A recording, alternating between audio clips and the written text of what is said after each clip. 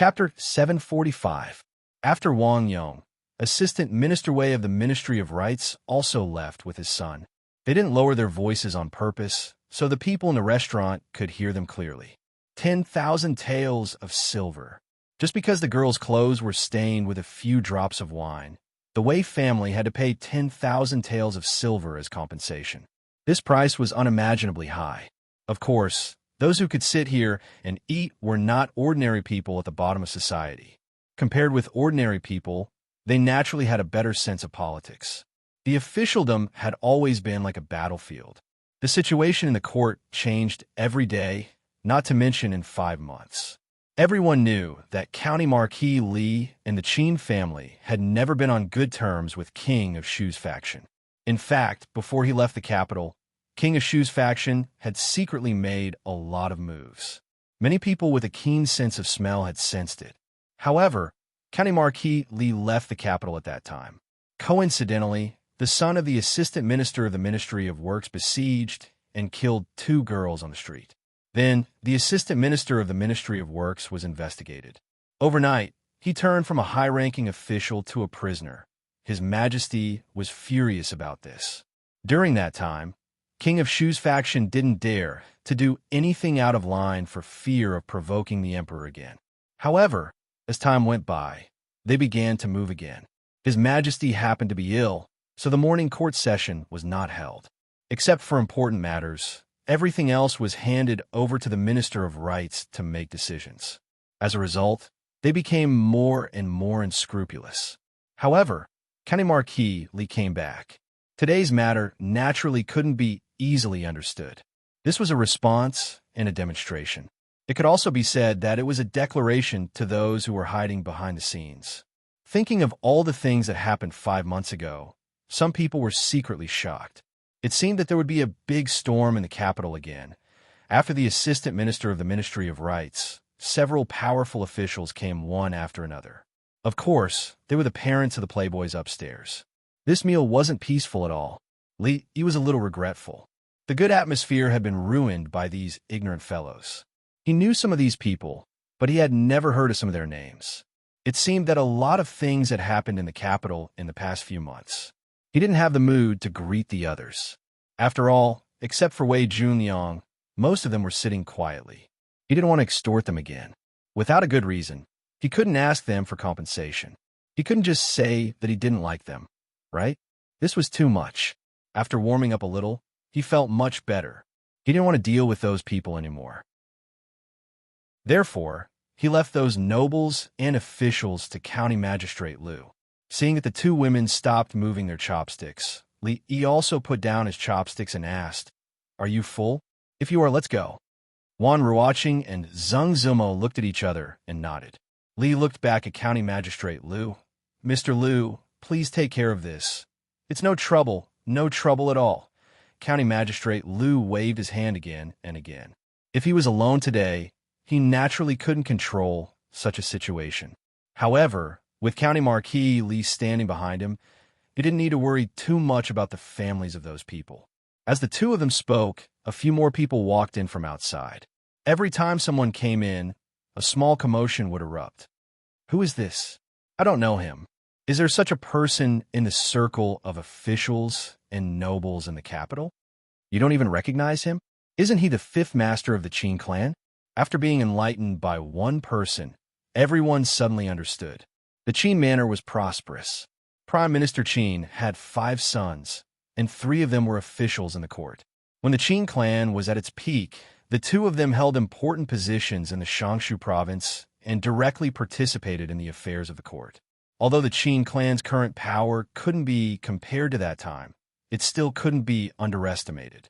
The 4th master of the Qin clan was low-key. Although he didn't participate in court politics, he had a lot of influence in the business world. Only the 5th master of the Qin clan didn't have any talent. But in terms of fame in the Qin clan, he was probably second only to the biggest playboy in the capital, young Duke Qin. There was no other reason. 2 years ago, a scandal broke out in the Qin clan that shook the entire capital, and it happened to 5th Master Qin. Young Duke Qin, who had always had a special fetish for married women, had unexpectedly set his sights on his own uncle one day.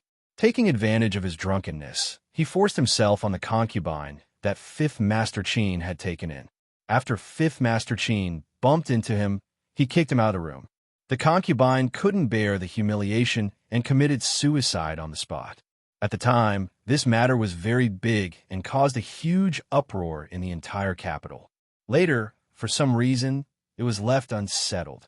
After that, young Duke Qin was still young Duke Qin, but Fifth Master Qin was no longer that Fifth Master Qin. His identity had become his humiliation. Because of his identity as Fifth Master Qin, everyone fawned over him on the surface, but secretly mocked and disdained him. In the future, no matter how quickly the Qin clan soared, Fifth Master Qin would never be able to raise his head again. County Magistrate Liu went over to greet him. Li's gaze briefly met with a brawny man behind a middle-aged man before quickly moving away. Zheng Zumo and Wan Ruoqing stood up, but the latter's body swayed. If it weren't for Li's timely support, she probably would have fallen to the ground. "What's wrong?" Li asked with concern. Wan Ruoqing frowned slightly and said, "I think I bumped into something just now." When she was avoiding that man just now, her calf bumped into a table and chair. At that time, she was nervous and didn't feel anything. Now that she was completely relaxed, there was a burst of pain. Zheng Zumo walked over to help Li support her. Li looked at her and asked, "Can you still walk?" "It's fine." Wan Ruoqing shook her head. With Zheng Zumo's support, although it was a bit difficult to walk, she could still move slowly. Qin Yu and Fifth Master Qin didn't have much communication.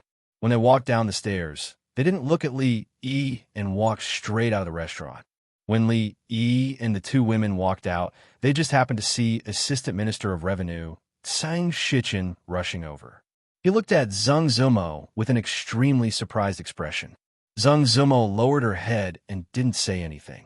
On the street, seeing Wan Ruoqing frown with every step, Li felt that the asking price for the clothes just now was still a bit too low. That way Guy had gotten it too easy.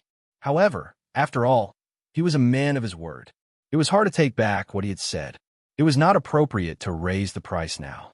If he could not deliver the money by tomorrow, it would be reasonable for him to double the compensation. Presumably, the other party would have nothing to say about it. Does it hurt a lot? The street was bustling with people, and carriages couldn't go through. Seeing Wan Ruoqing's tightly furrowed brows, Li finally stopped and asked. Wan Ruoqing shook her head and said with a smile, "It's fine." Her brows didn't even relax, so this smile looked a bit forced. Li walked in front of her and squatted down. "Come on up." Wan Ruoqing stilled slightly. When she understood what he meant, her pretty face blushed. He was different from all the men she knew.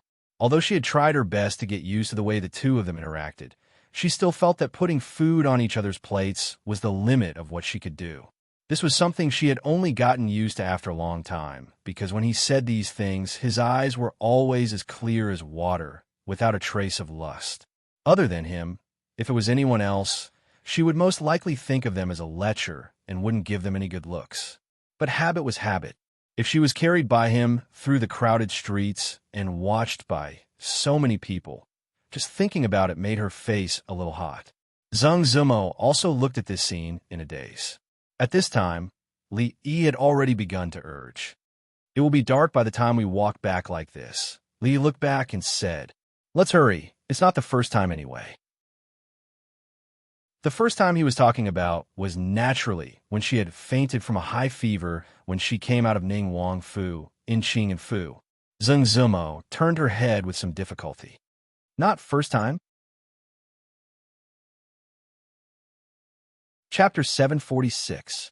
Wei Julian's mind was still muddled as he stepped through the gates of Duke Chen's estate. Just now, while they were walking, he had already heard his father describe the past of that Marquis Li. He had beaten Duke Qin, Royal Prince Duanyang, and the King of Shu in front of all the civil and military officials. Who knew how many playboys in the capital had suffered at his hands? Chun Lisan had locked himself in his home and refused to see anyone. Cui Shixin had become a frightened bird. Duke Qin had just been slapped. The King of Shu had been banished, and Royal Prince Duanyang had become a eunuch, and that Marquis Li was still safely staying in the capital. These were his past achievements. However, this was not all. His reputation was not built from fighting. He was also the head of the Mathematics Academy and the teacher of many princes and princesses. A few months ago, the vigorous investigation in the capital had been carried out by a student of the Mathematics Academy.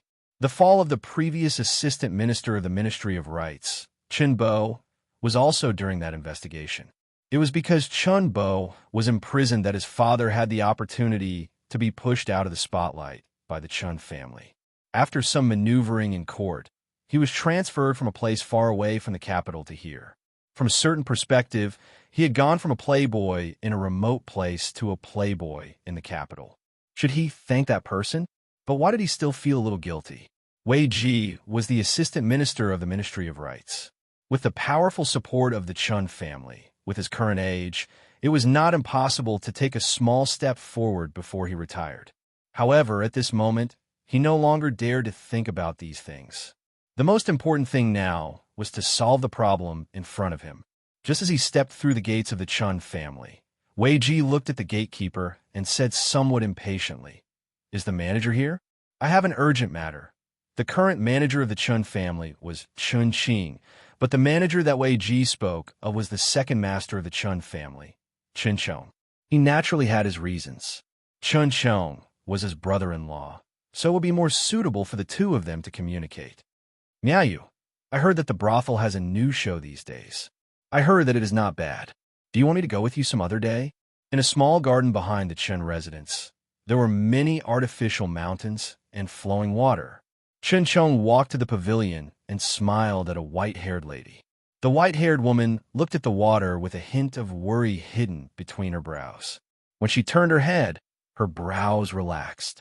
She shook her head and said, "Second brother is busy with work. I'll let Xiao accompany me for these things." Chun Chong shook his head and smiled. "I don't have much to do recently. Whenever you want to go, second brother will take a leave to accompany you." The white-haired woman didn't say anything else. As a dignified official, she stood outside the courtyard and looked at him with a smile on her face. A servant of the Qin manor walked over and pointed at a place not far away.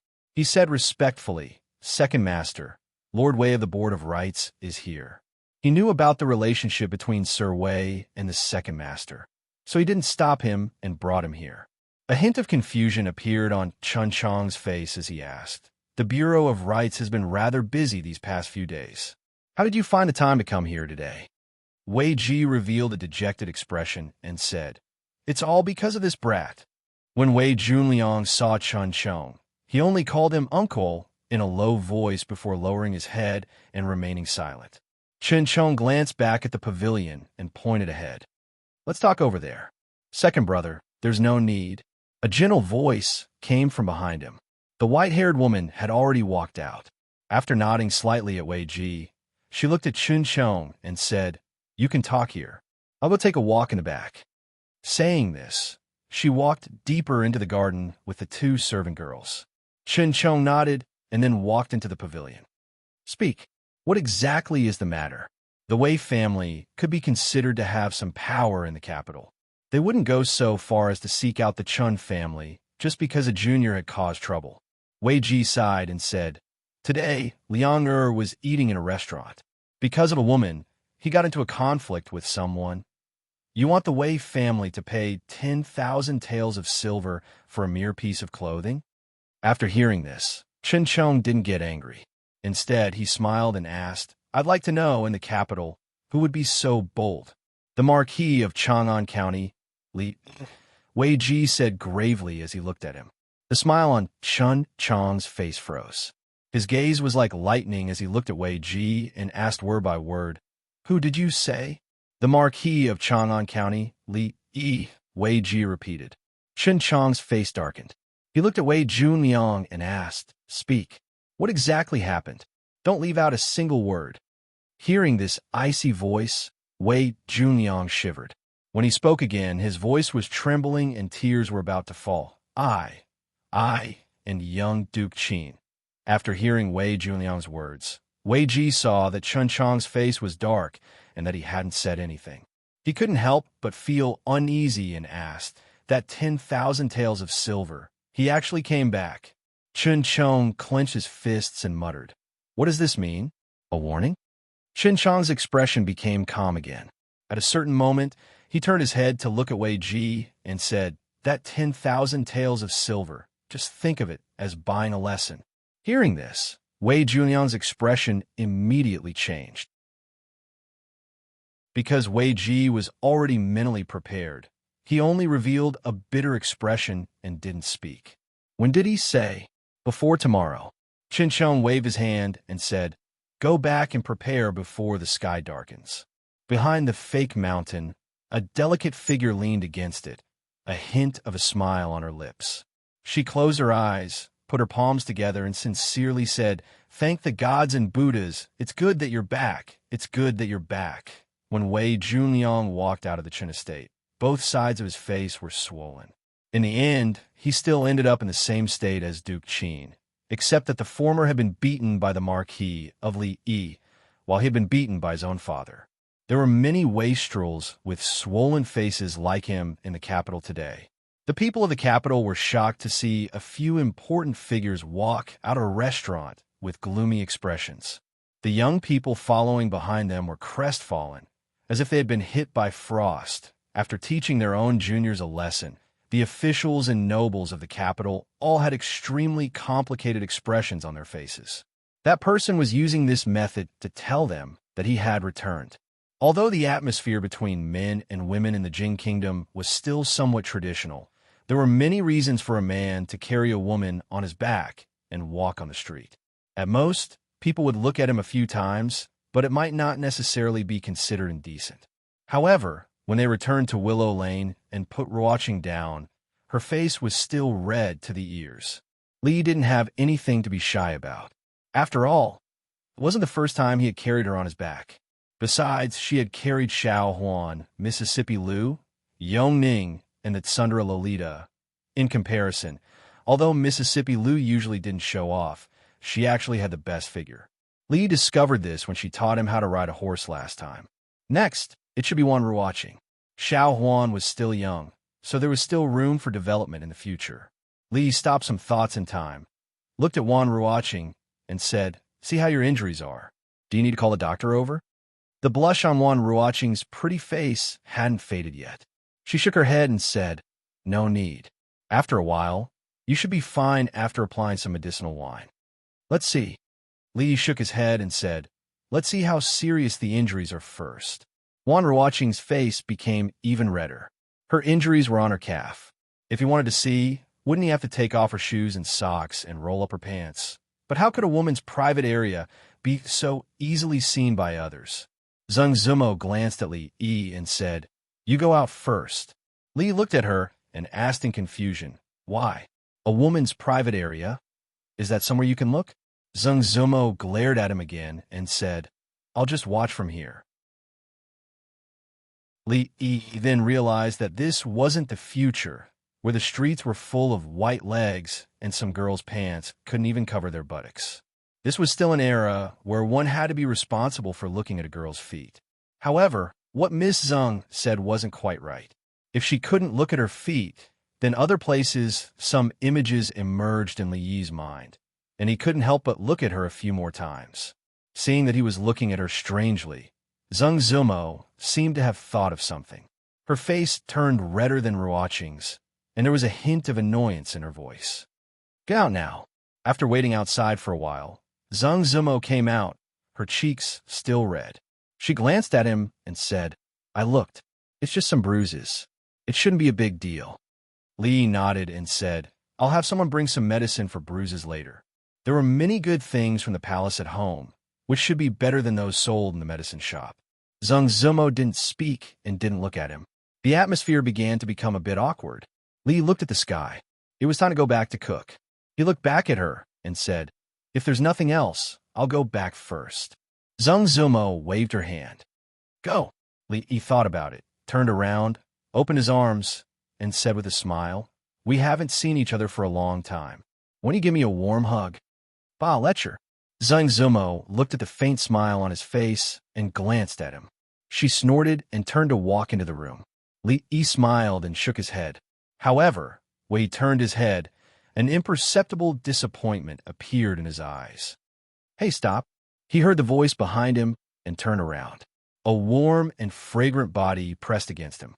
Zhang Zumo's body left immediately, leaving behind a fragrance that didn't belong to any of the perfume from Rui Workshop lingering in his nose.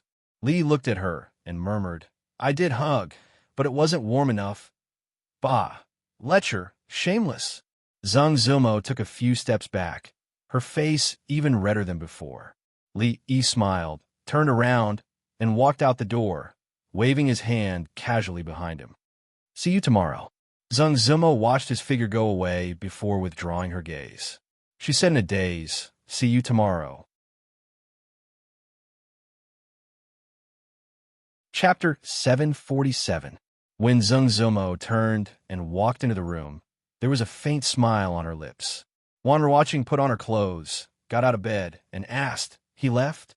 Zhang Zumo nodded and walked over to help her up. She said softly, "Stay at home and rest for the next 2 days. Don't move around." Wan Ruoqing smiled and said, "I'm not that delicate. It's just a knock. It won't hurt after a while. There are still things at the brothel that cannot be delayed. You should rest well. I'll go to the brothel." A teasing smile appeared on Zhang Zumo's face. "Sister Ruoqing, it doesn't hurt anymore, but I'm afraid someone else will." "What are you talking about?" Wan Ruoqing's face, which had already returned to normal, turned red again. Zhang Zumo blinked her bright eyes and asked in a gossipy tone, "You just said it wasn't the first time. What happened?" Wan Ruoqing shook her head and said, "I told you before, it was at Qing and Fu. That night at Ning Wang Fu. After I fainted that day, I was carried back by him." Zhang Zumo finally remembered something. But at that time, a certain person was still a lecher in her heart. She only cared about Wan Ruoqing's physical condition. She blinked her eyes and asked again, "Is it really just like that? What else can it be?" Wan Ruoqing glanced at her and asked, "Is it going to be a warm hug?" Zhang Zumo's face instantly became as red as blood. After coming back to her senses, she looked at her with some panic and embarrassment. "Well, you dared to make fun of me." In embarrassment and anger, she reached out to tickle Ruoqing, but she didn't forget to divert some attention to avoid where Ruoqing was hurt. The two often played this kind of game. Usually, there were only them, Xiao Chui, and Xiao Zhu in the small courtyard, so they didn't have to avoid anything. Wan Ruoqing couldn't move freely today, so she was naturally at a disadvantage. After a round of confrontation, she was soon ridden by Zhang Zumo. Panting slightly, she said with a smile, "Stop messing around." Zhang Zumo pressed her down with one hand and put the other hand on her lower abdomen. "Tell me, do you still dare to make fun of me?" After the fight, just now, both of their clothes were a bit messy. Although Zhang Zumo had one, a large part of her shoulders were exposed. It was as if she had taken off Ruoqing's toenails, revealing her smooth and jade-like feet. She had tickled Ruoqing just like that. At this moment, the posture of the two was really charming. It was as if Ruoqing was lying on her back on the bed, and Zhang Zumo was riding on her waist. It was very much like a legendary posture. Li walked in from outside and was slightly startled when he saw this scene. His gaze swept over the two of them, and his throat moved involuntarily. After a long time, he said, "I just want to ask, do you still have osmanthus cake?" The expressions of the two women on the bed froze at the same time. "If not, then forget it. I'll ask again tomorrow." "You guys continue." Li turned around and strode out the door. He grabbed a pillow that flew out from inside and gently threw it back. It's not right to throw things around. It's not good to hit too many people. Even if it doesn't hit anyone, it's not good to hit flowers and plants. This time, the pillow flew out even faster and with even more force. Li stood in the yard and stretched comfortably. The scene he saw yesterday still made his blood boil when he thought about it. No wonder Bai Jui had a poem called "Holding the Pipa and Covering Half of Your Face." Only when it was half covered could it be called temptation. It could leave a lot of room for imagination, and the more one thought about it, the more shameful it would be. Li originally wanted to go to the city to see the new house this morning. Fong had selected a few according to his requirements, But the final choice was still up to Li Yi. When he got up, he felt as if he had forgotten something. After washing up, changing clothes, and walking out of the house, he finally understood when he saw the carriages coming from afar. He was afraid that today would not be peaceful. County Marquis, Li has returned to the capital. Congratulations, congratulations. An old man who looked like a butler came down from the carriage in front and said with a smile, I'm here to congratulate you on behalf of my lord. Your lord is? The Minister of Revenue. Oh, it's Lord Sheen. Li Yi nodded. Before he could say a few more words, another person came up. Deputy Minister Ma. Li Yi cupped his hands. Li Yi knew this person. During the investigation of the accounts, the Divination Academy and the Imperial Censorate had forged a deep friendship. Deputy Minister Ma was the second in the Imperial Censorate, and this time he came in person. Deputy Minister Ma smiled and said, I'm very happy to hear that County Marquis Li has returned to the capital. I prepared a small gift to show my respect. Please come in, please come in. The servants of the Li family had already come out and moved the things from a horse into the house. Li Yi glanced at it casually. It was a small gift, but it didn't seem to be a small gift at all. The butler of the Qin's mansion and Deputy Minister Ma did not say much before they left. Before Li Yi had time to drink water, another person came to visit. This time, it was the Shun family. Li Yi did not have any friendship with Prime Minister Shun and the Shun family. Last time, when the Lioli Glaze exhibition was held in the palace, the Shun family stood up and spoke for him. Although he did not know why they came to join in the fun, he could not neglect them. However, this was only the beginning. Li Yi admitted that he had many enemies in the capital, but he also had many friends. This matter involved many factions in the imperial court and the struggle for interests. It was not something that could be explained clearly in a few words. He had some friendship with the Minister of Revenue and the Imperial Censorate. It was not surprising that the Wang family came. Of course, there was no need to mention the family of generals. Even the Shun family, thinking about it, it made sense. He had actually mentally prepared for these things the day before. However, when some officials and nobles he had never even seen before also came to offer gifts, he was truly surprised. Among these people, some were the parents of students in the academy and had a reason to visit. However, there were also some who had no relationship at all. The old woman of the Li family stood by his side. Seeing his confused expression, she patted his hand and said with a smile, "To be able to become a duke at your age is the first in decades. This is not strange at all. Ever since the founding of the country, unless there had been great achievements in expanding territory and benefiting thousands of years, the nobility had not been increased. Only some old officials who had toiled for the country their entire lives, or fierce generals who had fought their entire lives, would receive a small nobility before they died to protect their descendants. To be able to go from a commoner to repeatedly receiving the emperor's favor and become a duke in a short 2 or 3 years was an inconceivable matter. He was still very young and still had limitless potential, given the emperor's high regard for him, who knew how far he could go in the future. It was better to make friends than to make enemies. In just one morning, the house's empty storage room was filled to the brim with gifts. Even so, there was still an unending stream of carriages coming in from outside, so much so that the servants of the Li family were somewhat overwhelmed. At this moment, Li Yi suddenly felt that there was no meaning in working so hard to expand his business. If he needed money, he would disappear for a few months. If he disappeared a few times a year, wouldn't he be able to become rich by accepting gifts?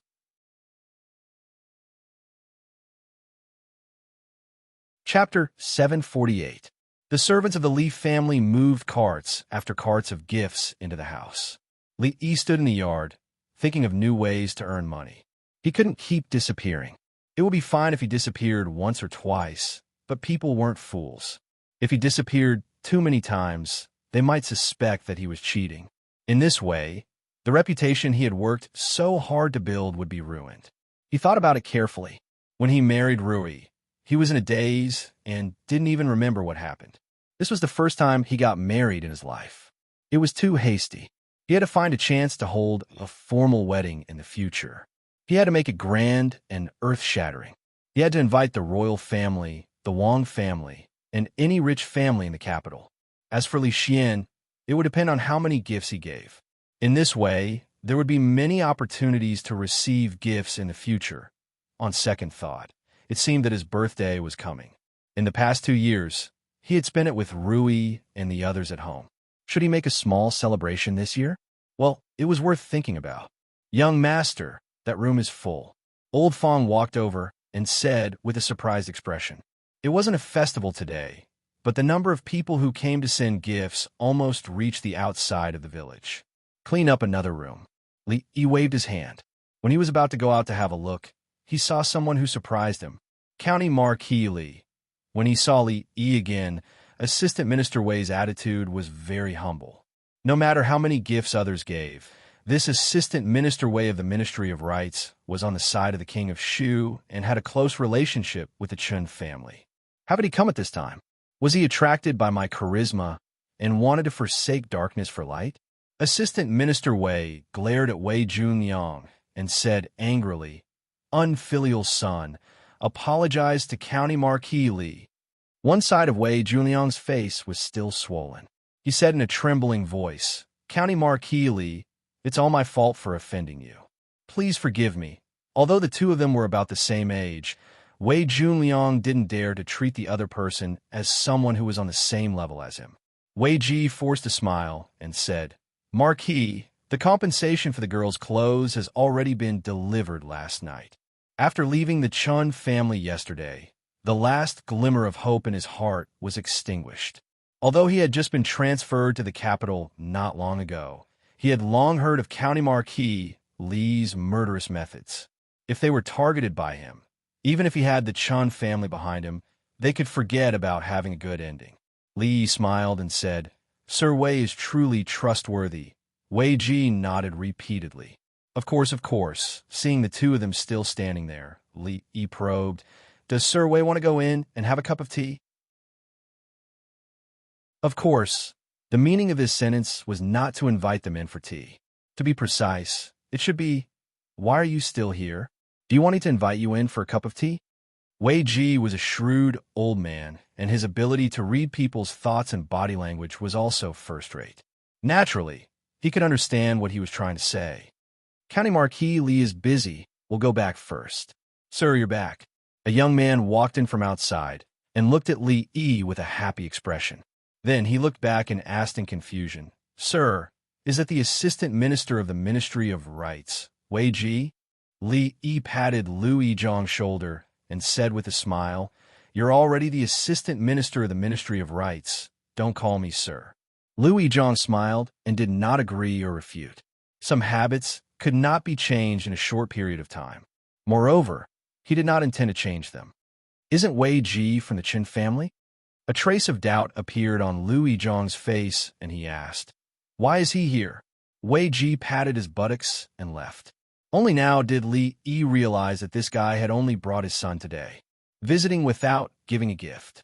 How rude. "I don't know." Hearing Lu Yizhang's words, he shook his head and said, "I heard that Assistant Minister Wei spent 10,000 taels of silver to buy a piece of clothing. How extravagant. He's just a small assistant minister. His entire life salary can't even add up to that much. I don't know where that money came from. When you go down, you have to be more careful. Corruption is not allowed." Lu Yizhang's status in the Secret Intelligence Bureau was not low. The Secret Intelligence Bureau was a sharp sword hanging above the heads of the officials. It was used to supervise and warn them. Fighting corruption was also one of their duties. Lu Yizhang was startled for a moment before nodding and saying, "This subordinate will remember." Originally, he had planned to go out early today to look at the residence and then inspect the shops and fences. Looking at the situation outside, this plan would probably have to be put on hold for the time being. He would have to wait until the afternoon to see what the situation was like. "I heard that you slapped Qin Yu again in the restaurant yesterday. That was really satisfying. It's a pity that I wasn't there." Li Xian strode in with a regretful expression on his face. His personality was that of a bystander. He could even kick the king of Shu twice. He had even beaten up Qin Yu once before. What kind of sin did young Duke Qin commit? As the saying goes, Those who do too much evil will bring about their own destruction. He always liked to steal other people's wives. Every time he went out, he would either be slapped or seriously injured. This was retribution. After establishing the Academy of Sciences, Li Xian became a true scientific maniac. He couldn't usually see the heir's wife since she was in the palace. He could only vent all his energy on research. Li Xian didn't come alone. His brother-in-law, Wang Yong, followed behind him. He stepped forward and said to Li Yi apologetically, "I'm really sorry. I have already punished Wang Yu for what happened yesterday. I hope Brother Li doesn't take it to heart." "How could I? If a child is disobedient, I could just hang him up and give him a beating." Li Yi wasn't someone who liked to hold grudges. He waved his hand to show that he didn't care. "Let's talk inside." Wang Yong probably came to discuss matters related to cooperation with him. As a friendly business partner, his attitude towards him was naturally better. After the tea was served, Wang Yong only took a sip and went straight to the point. He described in detail to Li Yi about the matters related to the colored glass business in the past few months. A few months ago, when Li Yi left the capital, it happened to be the day when the Wang family's colored glass bazaar ended.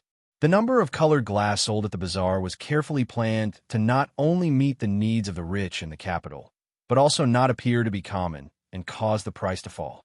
The royal family, the Wang family, and the Li family made a lot of money in those days. After that, in order to ensure continuous profits, except for the occasional small amount of colored glass sold by the Wang family around the capital, there were no more large-scale sales of colored glass. Waves of foreign merchants walked out of the capital, leaving their footprints all over the Jing Kingdom. They walked out of the Jing Kingdom and went to the world so that the light of the rising sun could shine further. I don't know what channel the Chui family has used, but they have also accumulated a lot of colored glass in their hands. Wang Yong frowned slightly and said, "Although they haven't been released for the time being, I heard that the Chui family will hold a colored glass appreciation conference in the capital in a few days. This is not good news for us." Li Yi certainly knew how the Chui family got their colored glass, and he had been paying attention to the news from the Chui family. However, he did not know that the Chui family was also going to hold a colored glass appreciation conference. It seemed that even if there was an intelligence system, sometimes it was not as well informed as these century-old clans. The Chui family actually had a lot of businesses under their name, and they were involved in a wide range of fields. The Li family almost had an absolute monopoly on the business of perfume and spirits, but there were not too many secrets in the area of ready-made clothing or weaving. There were countless imitators, and the Chui family was the largest imitator. Even if the quality and reputation of the imitators were not comparable, it would still more or less affect the business of the Chui family. Missing also complained to him yesterday that these imitators with bad intentions used inferior materials at low prices and had a very bad reputation among the customers, affecting the entire ready-made clothing circle. It seemed that during the days when he was not in the capital, the Chui family was jumping around quite happily. Colored glass appreciation conference? Li Yi smiled and murmured, "It seems that it's time to release a large number of foreign merchants." Wang Yong's face showed a puzzled expression. He looked at him and asked, "A large number of what?"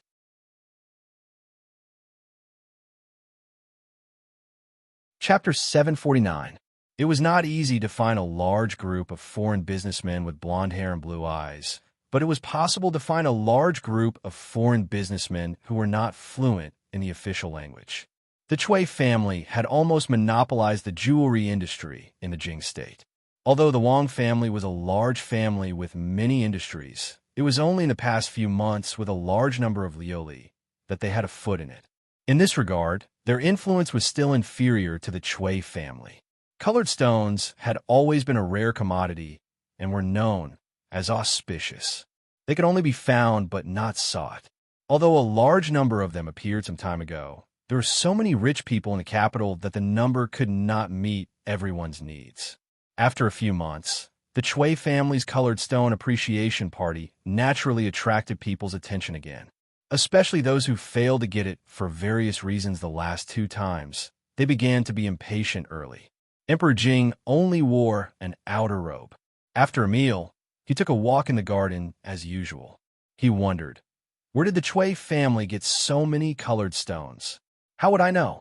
He shook his head and said, however, the emergence of a large number of colored stones is not a good thing. If it is not controlled well, it may cause a big mess. Emperor Jing looked at him and asked, what do you mean?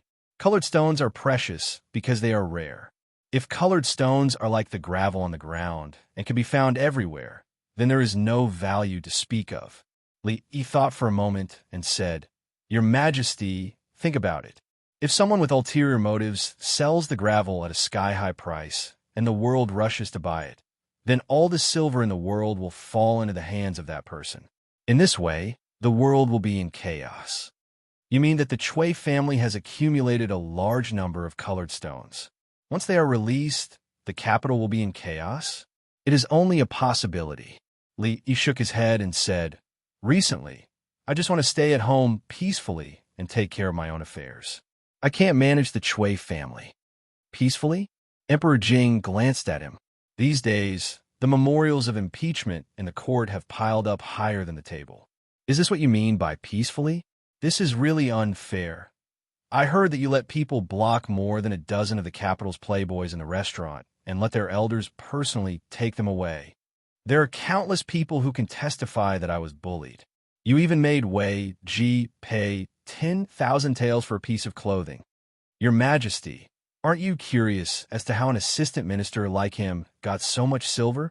Emperor Jing glanced at him and said, I'm afraid I'll have to disappoint you this time. Since Wei Ji could be pushed out, it's impossible for him to have made any major mistakes. Even if he made some small mistakes, he will only be fined a few months' salary at most. Your Majesty, what are you saying?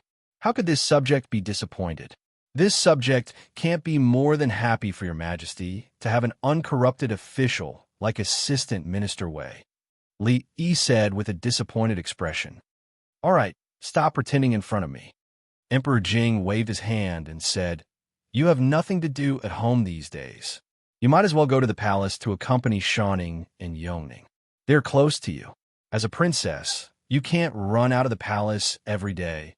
A place like the palace was too depressing and was not suitable for children to live in. However, the two little girls had different identities and could not go out of the palace every day. In fact, when they were at home, it was quite lively and noisy. It was like a family. Rui also liked the two little girls. Recently, she liked children more and more.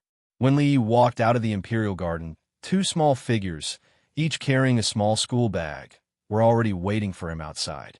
They did not need to stay in the palace all day. Every day, they would be sent to the Princess Royal's Women's College at a fixed time. Of course, due to their identities, they had specialized female teachers there and did not have many opportunities to interact with other people. Goodbye, Imperial Father. The proud Lolita waved at Emperor Jing from afar. Li held one of them in each hand and walked out of the palace. Emperor Jing looked in that direction for a long time until the figures of one big and two small figures completely disappeared. Only then did he withdraw his gaze. His face showed some envy. Changda hesitated for a moment and went forward to say, County Marquis Li said that if you move out of the palace, it will be very beneficial to your body. Recently, the weather has been hot. Your Majesty, why not move to Xiujiang Courtyard? Emperor Jing looked around and saw the tall palace walls. His expression was a little sad. He murmured, I also want to. He had already decided on the new residence 2 days ago. It was not far from the mathematics college. The place was very big and the environment was quiet. It was the most suitable for a vacation and nurturing the fetus. The original owner was a wealthy merchant in the capital. He originally refused to sell it, but after hearing who was buying the residence, he completed all the procedures on the same day. The new residence could not be moved in immediately. Before that, Li had to spend a few days to redecorate the inside so that it would be comfortable to live in. He had already thought about it. When the time came, he would not bring so many people to the new residence. He would only bring a few servant girls to be responsible for the daily cleaning work. As for taking care of Rui, he could do it himself.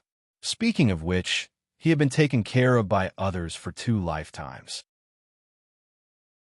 Now, he had truly learned to take care of others. Of course, he had to thank Mississippi Lou. In the Chi Kingdom, when she was injured and he raised her like a pig, he cooked and brewed medicine every day. From time to time, he would take her out to relax, chat with her, and sleep with her. He had never taken care of anyone like this before. It had also changed some of Li Yi's carelessness. All right.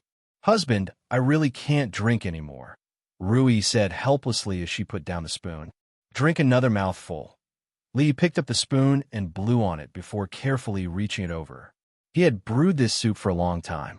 It was very nourishing and was most suitable for a pregnant woman to drink.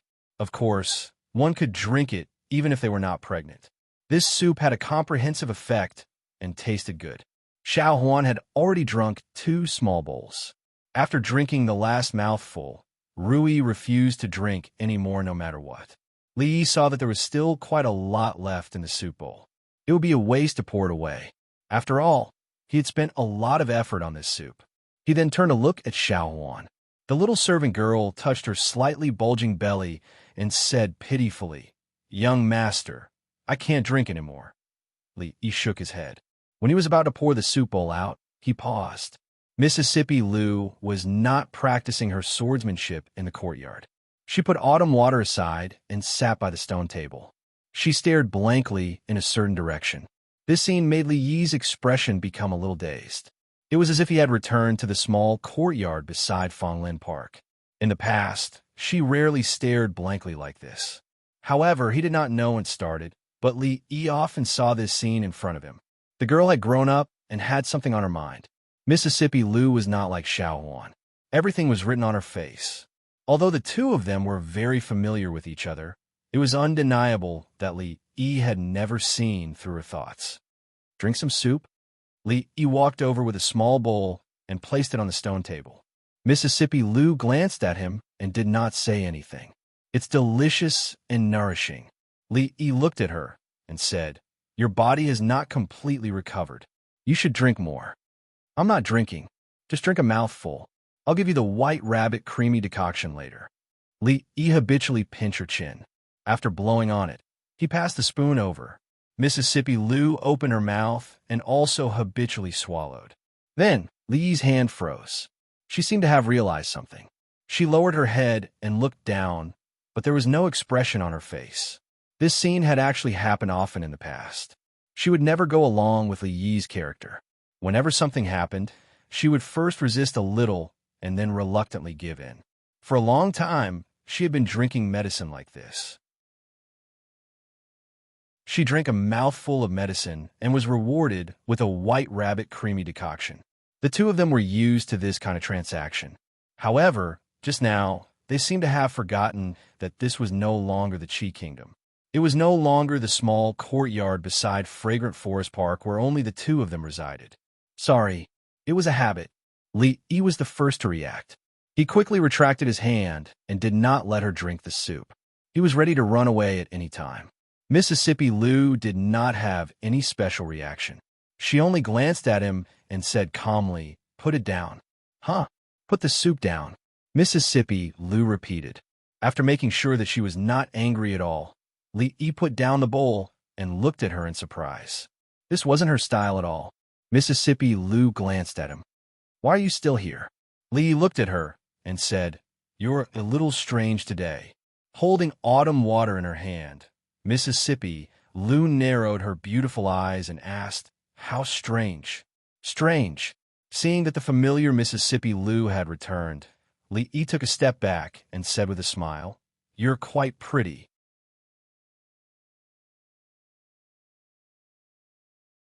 Chapter 750. You're a little weird today. How so? You're so pretty. This sentence could even be used as a golden phrase to pick up girls in the future. Although the girl would not burst with joy after receiving such a compliment, she would still feel a little happy. However, in today's era, any girl who stopped a random girl on the street and said the same thing would definitely not feel shy or happy. Scolding her as a lecher would be considered a light punishment, and if it was serious, a slap would be very likely. Mississippi Lou took a small sip of the soup and looked up at Li Yi. She asked, "What did you say just now? I didn't hear you clearly." "I said, you're pretty good today." An upright person was not afraid of a crooked shadow. At times like this, Li Yi's expression was serious and his words were righteous.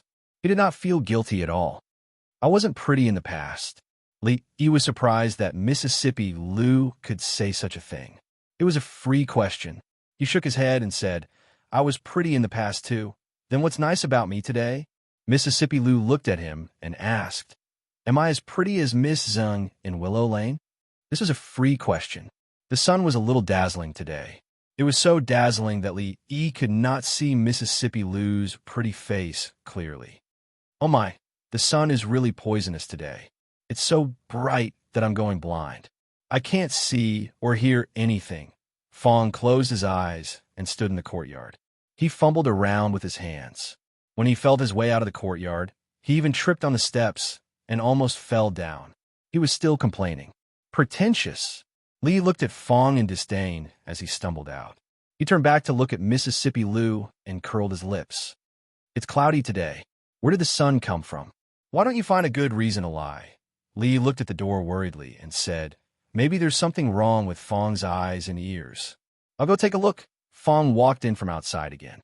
He scratched his head and said, "I forgot to tell you that those people have returned from Shuzhou." He handed a letter to Li Yi and said, "This was given as second miss by Miss Yang Liuqing. Miss Yang didn't come back with them this time. It seems that she left alone in Shuzhou." After saying that, he looked up at the sky and waved his hands in the air as he groped his way out of the courtyard. Li Yi, Mississippi Lu, as well as Fong and the others, had set off before the rest of the crowd. They had traveled day and night, so naturally, they had to return to the capital first. The remaining team of nearly 100 people came back from Shuzhou under the leadership of Yang Liuqing. However, Fong just said that she didn't come back with the others. Li Yi walked over and handed the envelope to Mississippi Lu. "This is for you." He thought that since those people had returned, the materials donated by the king of Shu should have arrived. It was a lot of money. How should he spend it? "I've finished drinking. Remember to wash the dishes." After a while, Mississippi Lu had finished reading the letter. She put it on the table and stood up. She didn't argue with Li Yi about what had just happened. She turned around and went back to her room. Li Yi picked up the letter in surprise and looked at it. After a while, he slowly put it down. He glanced at the closed door of Mississippi Lu's room and frowned slightly. Yang Liuqing had left. Just as suddenly as she came, she left just as suddenly. She didn't say where she went, nor did she say whether she would come back. She just thanked Mississippi Lu in the letter for teaching her martial arts in the past 2 years. These 2 years were the happiest 2 years of her life. She would never forget all of this. She would always have such a master. She couldn't repay the kindness of giving her a new life. There was nothing else in the letter after that. Li Yi's index finger gently tapped on the table. A look of reminiscence appeared on his face. "Excuse me, does Rui Lu live here?" The young girl who was about the same age as Mississippi Lu appeared before him more than a year ago. She carried a small bag on her back and held a long sword in her hand. The cold expression on her face was exactly the same as Mississippi Lu's. At that time, she wanted to challenge Rui, who was ranked first on the hero ranking board. She talked about the rules of Jianghu every time she opened her mouth. After losing to Rui, she wholeheartedly wanted to be her master. Although Mississippi Lu didn't agree, Li Yi was still a little surprised at her perseverance. Every day before dawn, she would come over to boil water, chop firewood, and clean the courtyard. She almost took care of all the chores in the house. Before her, Mississippi Lu was the most hardworking person that Li Yi had ever seen. After her, Li Yi had never seen anyone who worked harder than her. She seemed to be carrying a heavy burden that had been buried in the bottom of her heart. She had never revealed it to anyone. In the past 2 years, the only thing that she had done was to continuously surpass herself. From a petty thief who knew some kung fu, she had now become a top-notch master. Although she was still a long way from becoming a master or a master like Mississippi Lu, the speed of her improvement was too fast. She had a bright future ahead of her. Even now, She was ranked at the top of the heaven ranking board. Li Yi didn't know what she was carrying that made her so strict with herself. She was curious about the reason why Yang Liuqing left, but she was more concerned about Mississippi Lu's feelings. Her cold and unapproachable face was just a facade. She was cold on the outside, but warm on the inside. She never talked much. She would prove everything with her actions. If she hadn't recognized her as a disciple from the bottom of her heart, she wouldn't have spent so much effort to cultivate her. Although she didn't show it on the surface, when she left just now, Li Yi saw some different expressions on her face. Shuzhou, Li Yi had always known that Yang Liuqing had a secret. Especially on the way back from the Qi Kingdom, this feeling became stronger. Thinking of something, Li Yi walked out and entered another small yard. Second granduncle was asleep on the rocking chair. The sloppy old man squatted far away, flipping through a yellowed book. When Li Yi walked over, he didn't even notice it until Li Yi coughed softly. He hurriedly stuffed the book into his sleeve, raised his head, and asked, "What's wrong? Are you going out?" As a martial arts grandmaster, it was inconceivable that he would need a reminder to realize that someone was approaching him. Li looked at him and asked, "What book are you reading, Sue? You're so engrossed in it." Hearing this, the sloppy old man straightened up and said with a smile, "A profound martial arts secret book. You won't understand it even if I tell you." It turns out that the men and women in the profound martial arts secret books don't wear clothes. He didn't expect him to be so reserved at such an old age. With his status and strength as a guru, he still needed to rely on this kind of book to solve his personal problems. He said with a smile, "Sue, if you like it, I'll give you some more profound secret books next time." The color pages are very precious. Having seen more real and exciting things, although he was not very interested in those traditional picture books, it was still very easy for him to get a few. The sloppy old man said seriously, "You misunderstood. This is really a secret book, I know." Li Yi waved his hand and said, "Don't worry, Sue. I won't tell anyone." If the news that a Wulin guru liked to read erotic books was released, the sales of Wulin tabloids would definitely increase greatly. After smiling, Li Yi's face became serious, and he asked, "Does Sue know something about Yang Liuqing?" The sloppy old man was about to explain. Hearing this, he looked at him and asked, "What happened to her? She left, so I want to know something about her." Li Yi told him about Yang Liuqing's departure. If this matter had no beginning and no end, he was afraid that Mississippi Lu would always feel uncomfortable. The sloppy old man thought for a moment, then nodded and said, "The martial arts she used seemed to be from an old guy in the Wu Kingdom." The Wu Kingdom? Li Yi frowned slightly. The sloppy old man looked a little nostalgic and nodded. "If I'm right, she should have some relationship with the royal family of the Wu Kingdom."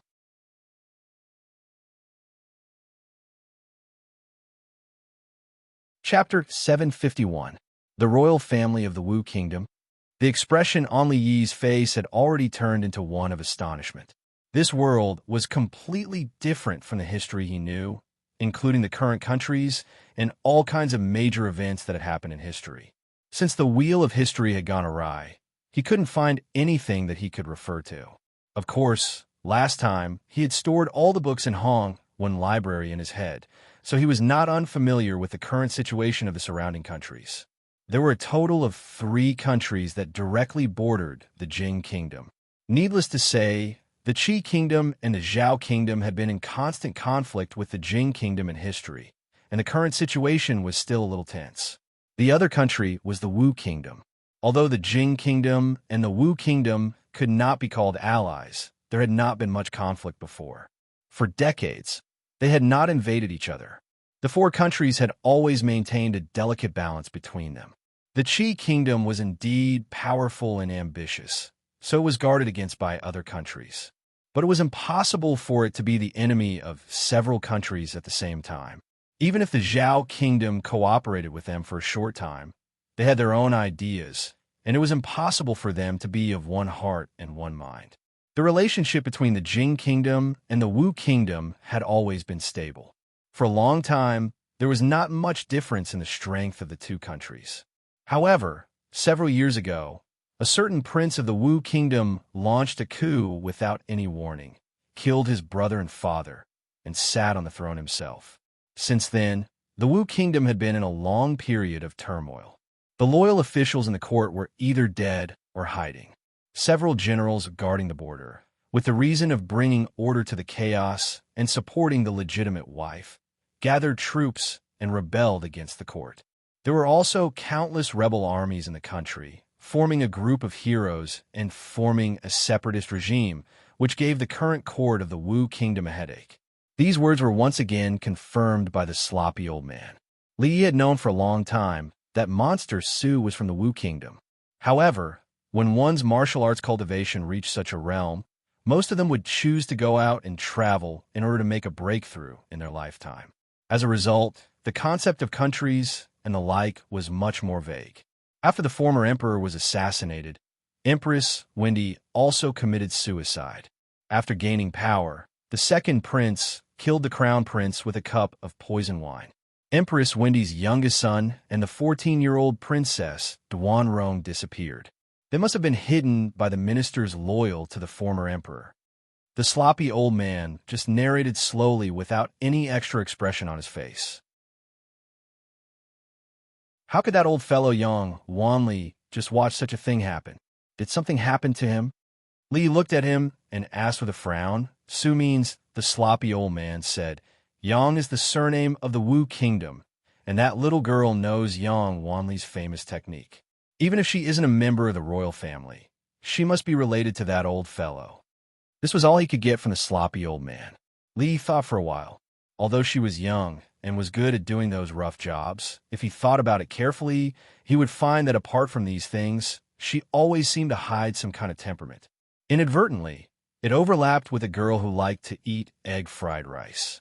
The next time he entered the palace, he would ask the eldest princess about the situation in the Wu kingdom. The royal family must have some secret ancient books that he couldn't see. When Li walked back, he glanced at the tightly closed door of Mississippi Lu's room and felt a slight headache. Her only disciple had left without saying goodbye. She definitely wouldn't feel good in her heart. Furthermore, she was the kind of person who kept everything in her heart and wouldn't tell anyone. Even if he wanted to make her happy, he didn't know how to break through from this angle. Rui was like this when she was young. She kept everything in her heart. When father and mother left, she didn't cry. She didn't eat or drink. She just sat by the bed in a daze for 3 days. Rui looked at him and shook her head. If she has something on her mind, she won't listen to anyone. Li showed a helpless expression and said, if she keeps it in her heart for a long time, it will cause problems. Don't worry, husband. I'll talk to her tomorrow. Rui smiled and brought the wooden basin over. She put it by the bed and tested the temperature of the water. She said, husband, soak your feet first. Ever since Rui got pregnant, she was not allowed to intervene in any of the family's matters. With her physique, as long as she was not fighting another grandmaster, she would not be affected at all. However, this was an order from the old mistress. Xiao Huan followed her every day because the old mistress could not stay idle and wanted to do something. She had cried a few times. However, during the days when Li Yi came back, she would fetch a basin of hot water every night and wash his feet personally.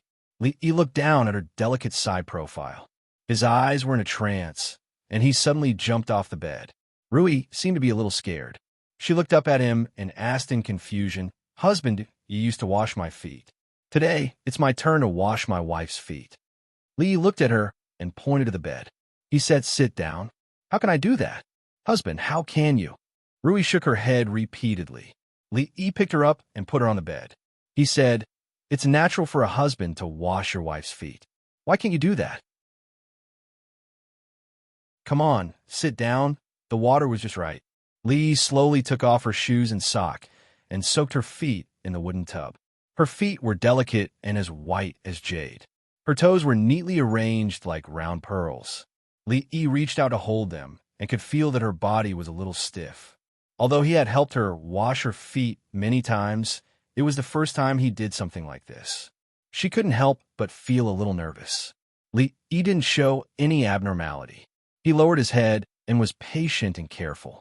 The woman in front of him was his wife. She was the closest person to him in this world. Compared to what she had done for him, this was really nothing. At first, he thought that he had always been honest in his previous life. He didn't do anything evil, but the heavens sent him to a place like this. He had no family, no friends, and nothing familiar. Was it too much? After experiencing so many things, that thought had long since been annihilated without a trace. This was not a punishment, but a gift. Many images appeared in his mind. In the end, there were still many people here who loved him and were worthy of his love. For example, this quiet woman in front of him. She was his wife, a small life that belonged to them, and was about to descend into this world. Rui was perfect. Her appearance was unparalleled, and her martial arts skills were unparalleled. She was always so quiet and tranquil. She never had any temper tantrums. She would silently guard behind you and only appear when you needed her. She satisfied all the fantasies a man had about his other half. At this time, she sat quietly on the bed and he washed her feet. After a while, they were able to sleep in each other's arms. Li Yi felt that his luck was really damn good. Lu Rui, it should be from that night in Willow Leaf Village. The moment the vague figure standing outside the door said this, his good luck began. Lowering her head to look at his serious expression, her body gradually relaxed. She placed one hand on her lower abdomen and used the other to help him tame a strand of his hair. The corner of her mouth revealed a smile that could charm all living things. "Thank you, my husband." Li Yi raised his head and said, "Just a word of thanks. It's not sincere." A pair of soft arms wrapped around his neck. While Li Yi was still in a daze, he felt a cold sensation on his lips. How about this? She rarely took the initiative. Her pretty face was like a blooming flower. Not long after, Li Yi sat by the stone table in the courtyard and looked at the ridiculously round moon in the sky. The night was long, and he couldn't sleep.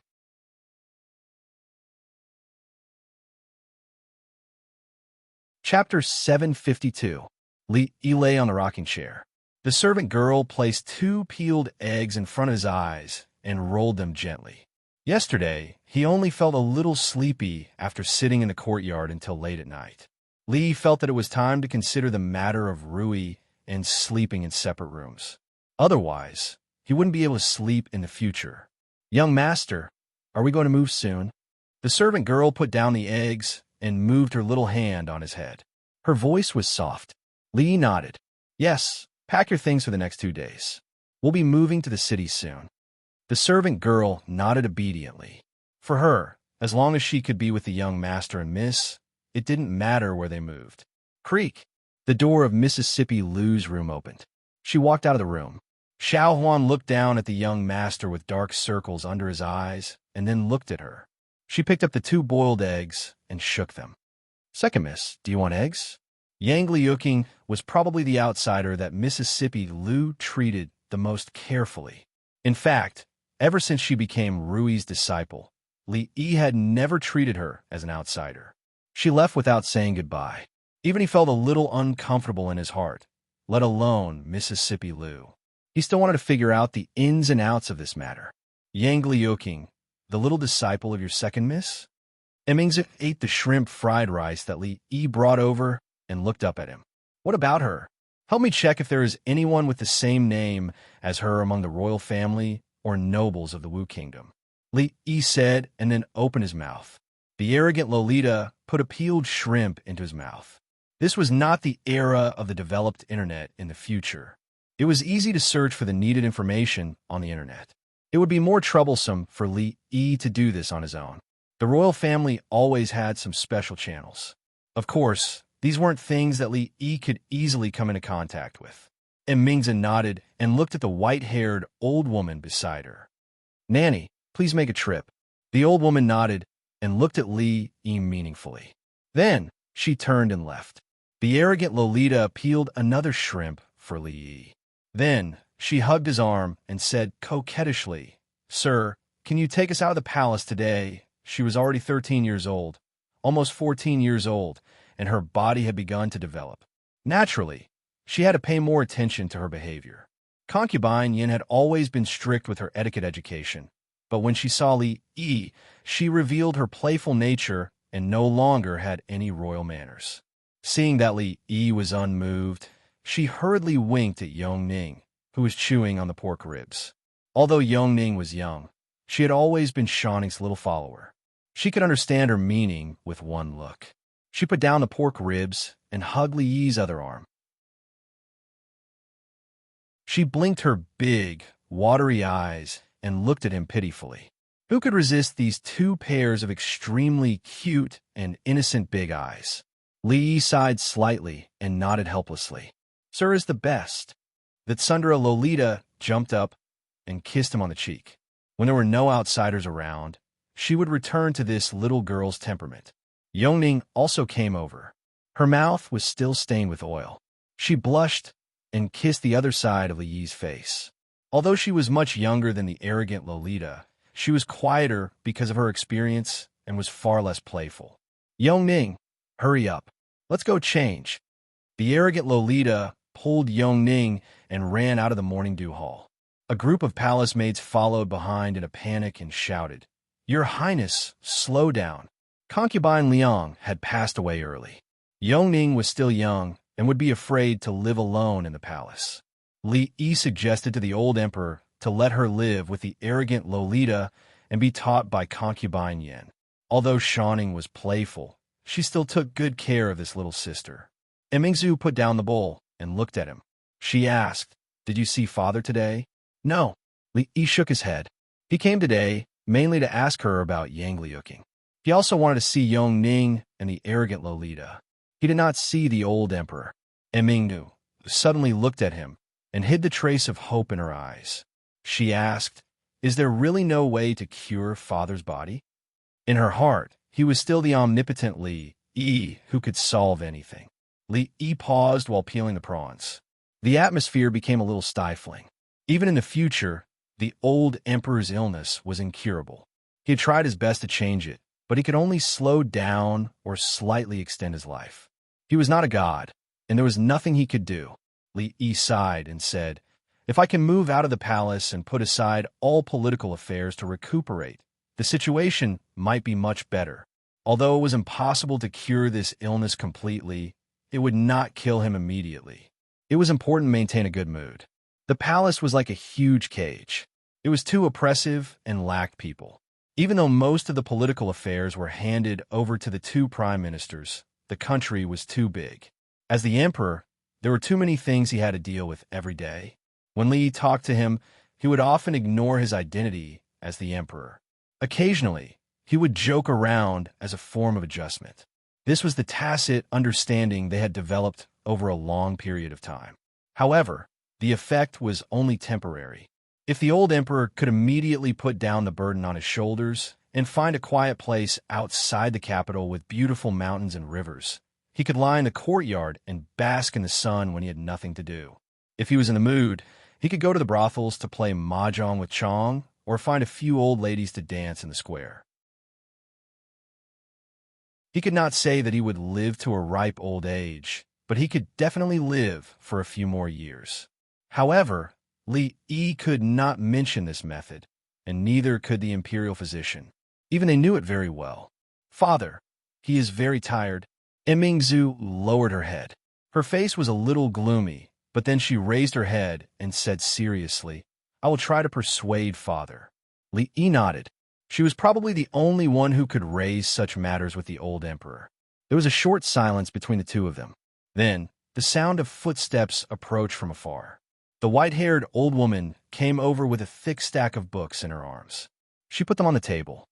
"These are all the information about the Wu Kingdom." Emingzu looked at Li Yi and said, "Take these books back and read them slowly. Remember to return them when you are done. It won't take much effort to find someone." Li Yi shook his head. Since these books were not for the public, it was better to leave them here to avoid bringing her unnecessary trouble. He picked up a book and casually flipped through the pages. He was so fast that the old woman standing to the side could not see clearly. In the time it took to take 2 breaths, he picked up another book and repeated what he did just now. Emingzu had already seen his reading speed, so she was no longer surprised. "What are you doing?" The white-haired old woman looked at him with a face full of confusion. Li Yi casually replied, Reading? You can memorize it like this? The old woman was puzzled. At this speed, she could not even see the words on the pages clearly. I'm just looking for something. There's no need to memorize it. He could not tell her that even the action of flipping the pages was unnecessary. As long as he touched these books, he would remember all the content in the book. Wouldn't he be regarded as a monster? The white-haired old woman looked at him as if she was looking at a monster. After he flipped through several books, the sound of flipping pages finally stopped. Li's eyes stopped on a certain page. Found it. He looked at some information recorded on it, and his eyes slightly narrowed.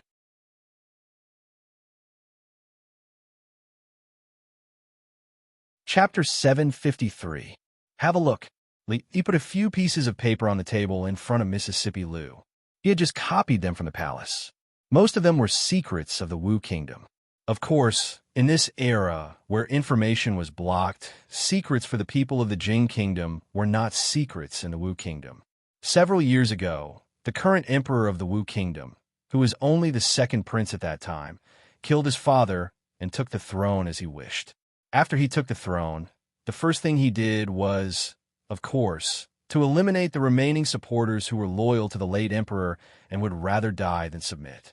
Then, he killed his elder brother, the eldest legitimate son of the emperor of the Wu Kingdom and Empress Witty, who was also the crown prince of the Wu Kingdom at that time, with a cup of poison wine. This was a normal action. No emperor would leave alive a person who could threaten his position. And there was more than one person who could threaten him. The emperor of the Wu Kingdom and Empress Witty had 2 sons and a daughter. As the eldest son, the former crown prince was killed. Princess Duanrong, who was only 14 years old, and the young prince disappeared without any news. Some people said that they were secretly executed by the emperor of the Wu Kingdom after the usurpation. Some people also said that they were hidden by the ministers who were loyal to the late emperor, waiting for the day when they could set things right and help the young prince to regain the throne. Some people also said that they were imprisoned in the deep palace. In short, whether in the Wu Kingdom or in other countries, there were many speculations about this matter. But obviously, none of the speculations was confirmed. From the information collected in the palace, Li learned that the daughter of the emperor of the Wu Kingdom and the queen was titled Princess Duanrong, and her name was Yang Liuqing. At that time, Li finally understood what the unsmiling girl who was unbelievably strict with him was carrying on her back then. Did she want to go back to take revenge after learning martial arts? The possibility was so small that it was almost negligible. How could the security around the emperor of a country be weak? Even a grandmaster would not be able to easily sneak into the palace to commit regicide. Moreover, her strength was still a long way from that of a grandmaster. The possibility of her taking revenge on her own was too small. Of course, the current her was no longer the rash young girl from 2 years ago. She would definitely not do something like striking a rock with an egg. He had already asked the eldest princess to pay more attention to the whereabouts of that Princess Duanrong of the Wu Kingdom. The Jing Kingdom definitely had people who specialized in collecting such information in the Wu Kingdom. I've already asked someone to keep an eye on her. Li saw that Mississippi.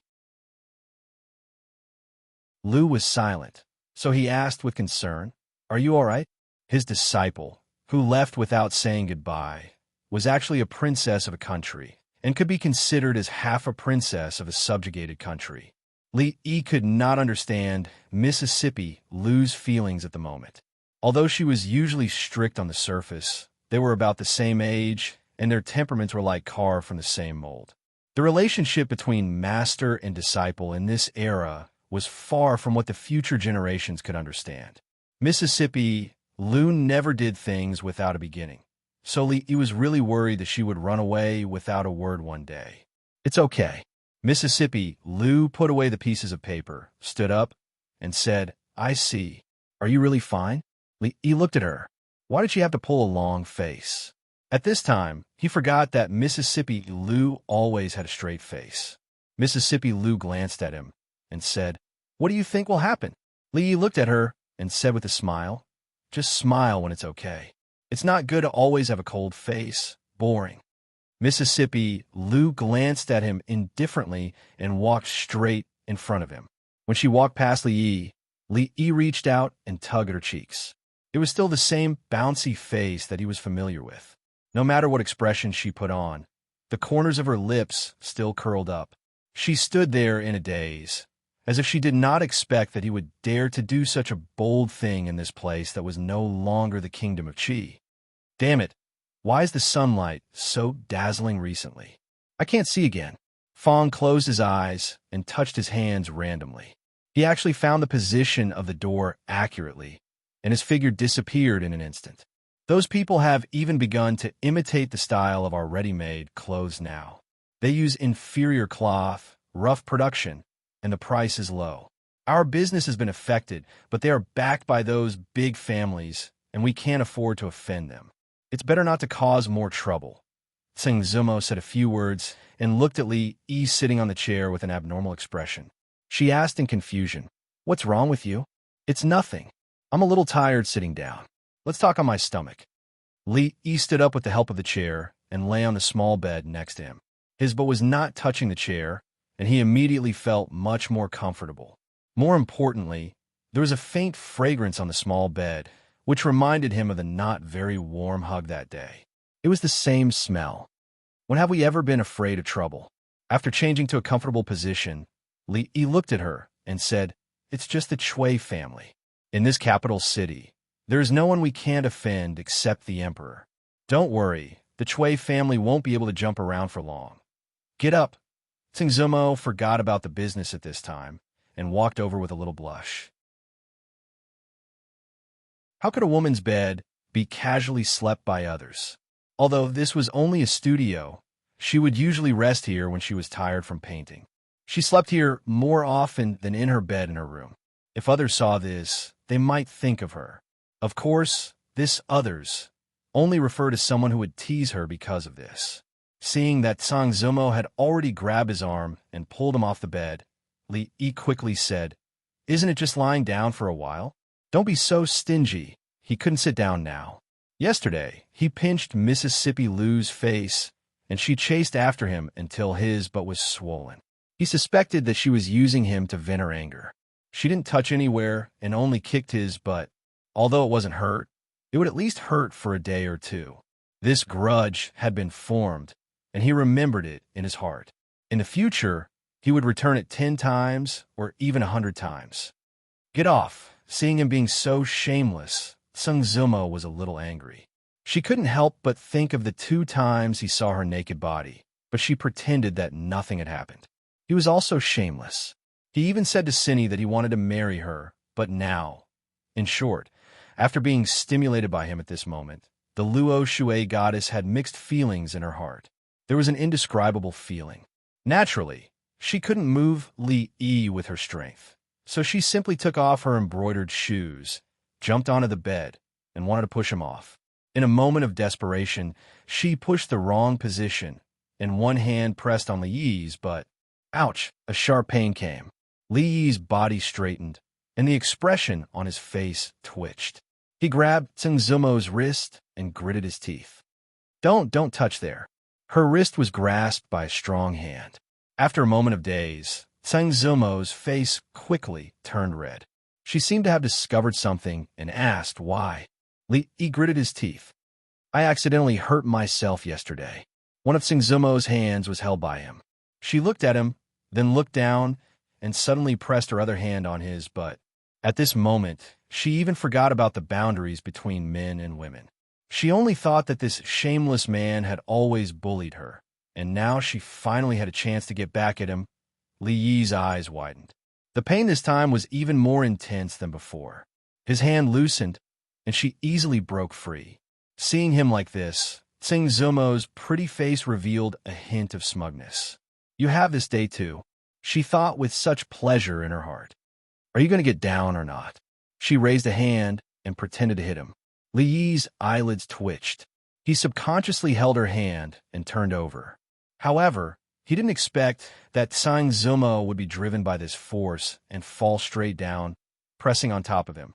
As a result, Li Yi's butt came into intimate contact with the bed, and because there was another person on top of him, it was even closer. At this moment, he felt that he had come to hell. However, the next moment, all the pain seemed to disappear, and he felt as if he had gone from hell to heaven in an instant. Her soft body pressed against his, but their lips didn't touch, but their faces were indeed close together. An even clearer fragrance came to his face. Lee could feel her breathing and heartbeat. When he opened his eyes, he saw a pink and white jade neck. The reason why it was pink and white was because this skin was turning from white to pink. The whole world seemed to quiet down at this moment. At the door of the studio, the little servant girl with her hair combed into a bun put her thumb in her mouth and quietly moved a little to the side. Then she opened her eyes wide.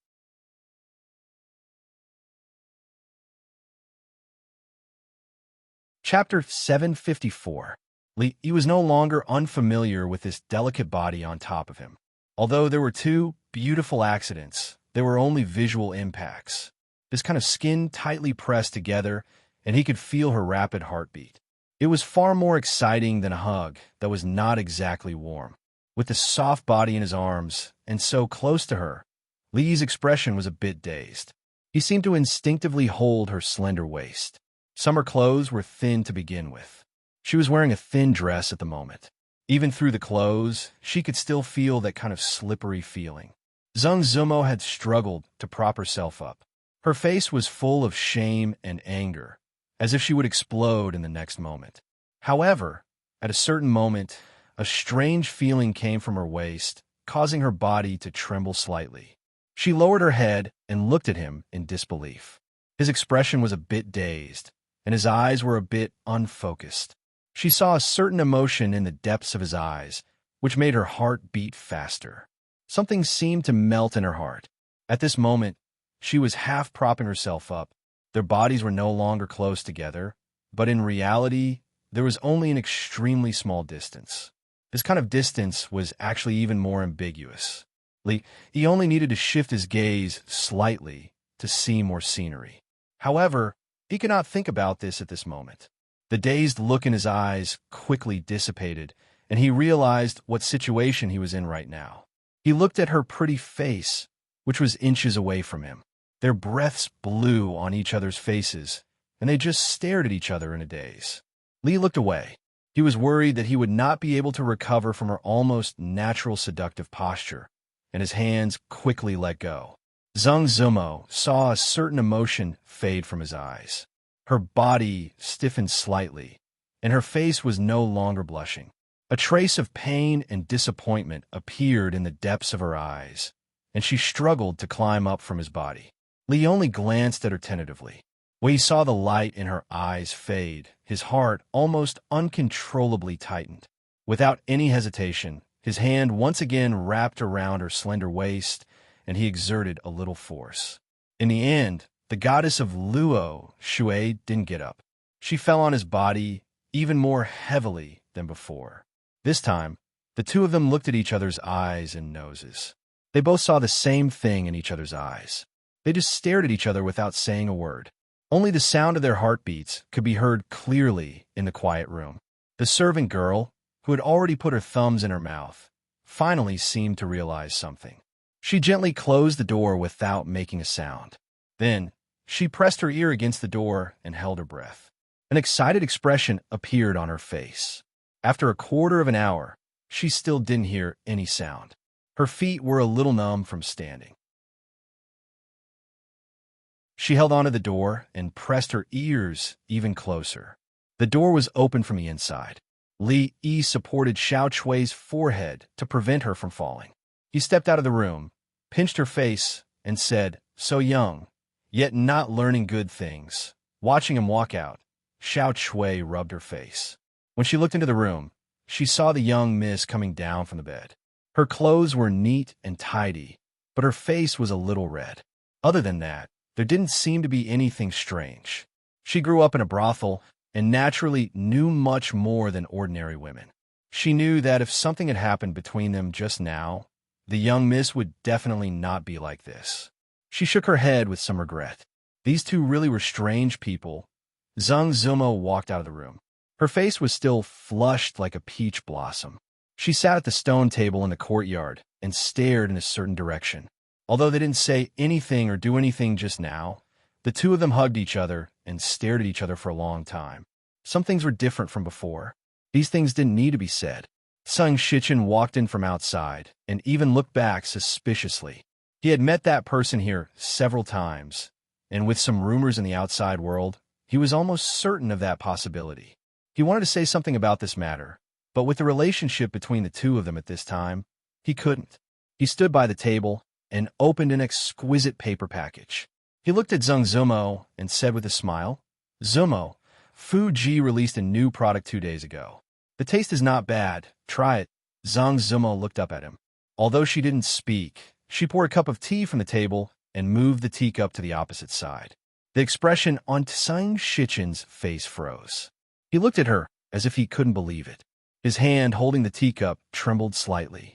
He slowly sat down, suppressed the surprise in his heart, and drank the cup of tea in one gulp.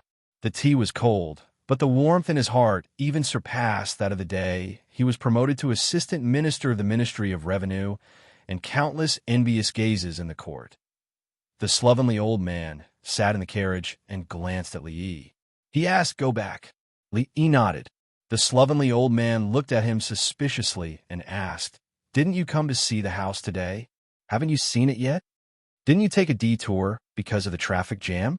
The slovenly old man looked at him as if he didn't know whether he had seen it or not. Li Yi waved his hand and got into the carriage. "Then let's go see it." What was it that made him so happy that he even forgot the serious matter of this trip? The slovenly old man looked back in a certain direction, and his heart was full of doubts. The house had almost been arranged, and they could move in tomorrow. Li Yi had just packed some things he needed. As for the daily necessities and the like, there were maids to take care of them. Life in the future would not be so boring.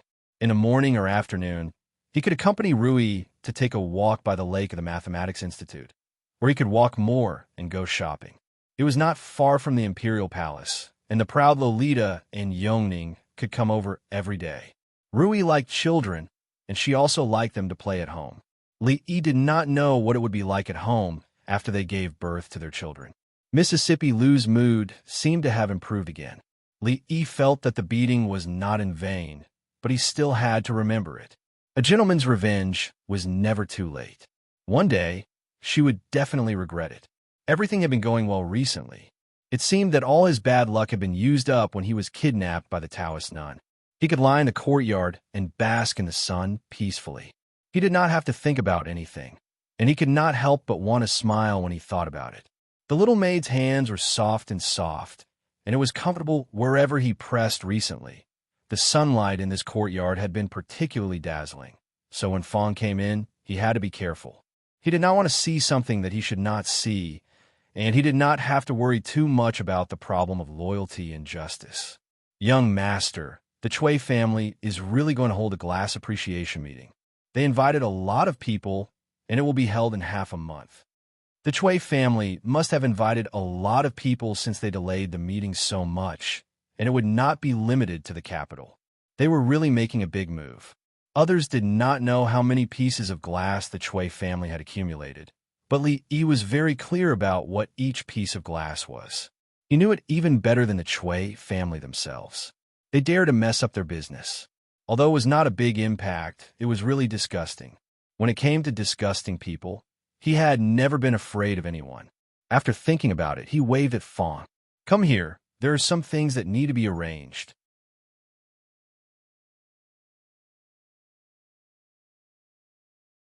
Chapter 755. Although not everyone knew that the Chui family would hold a glass appreciation party in half a month, all the influential people in the capital received an invitation. Although the venue was not as high class as the Wang family's, it was said that the scale was much larger. The number of glasswares would be several times that of the Wang family's. It was strange that such a precious object as glass was rarely seen. Why did it suddenly increase these days? Many people were puzzled.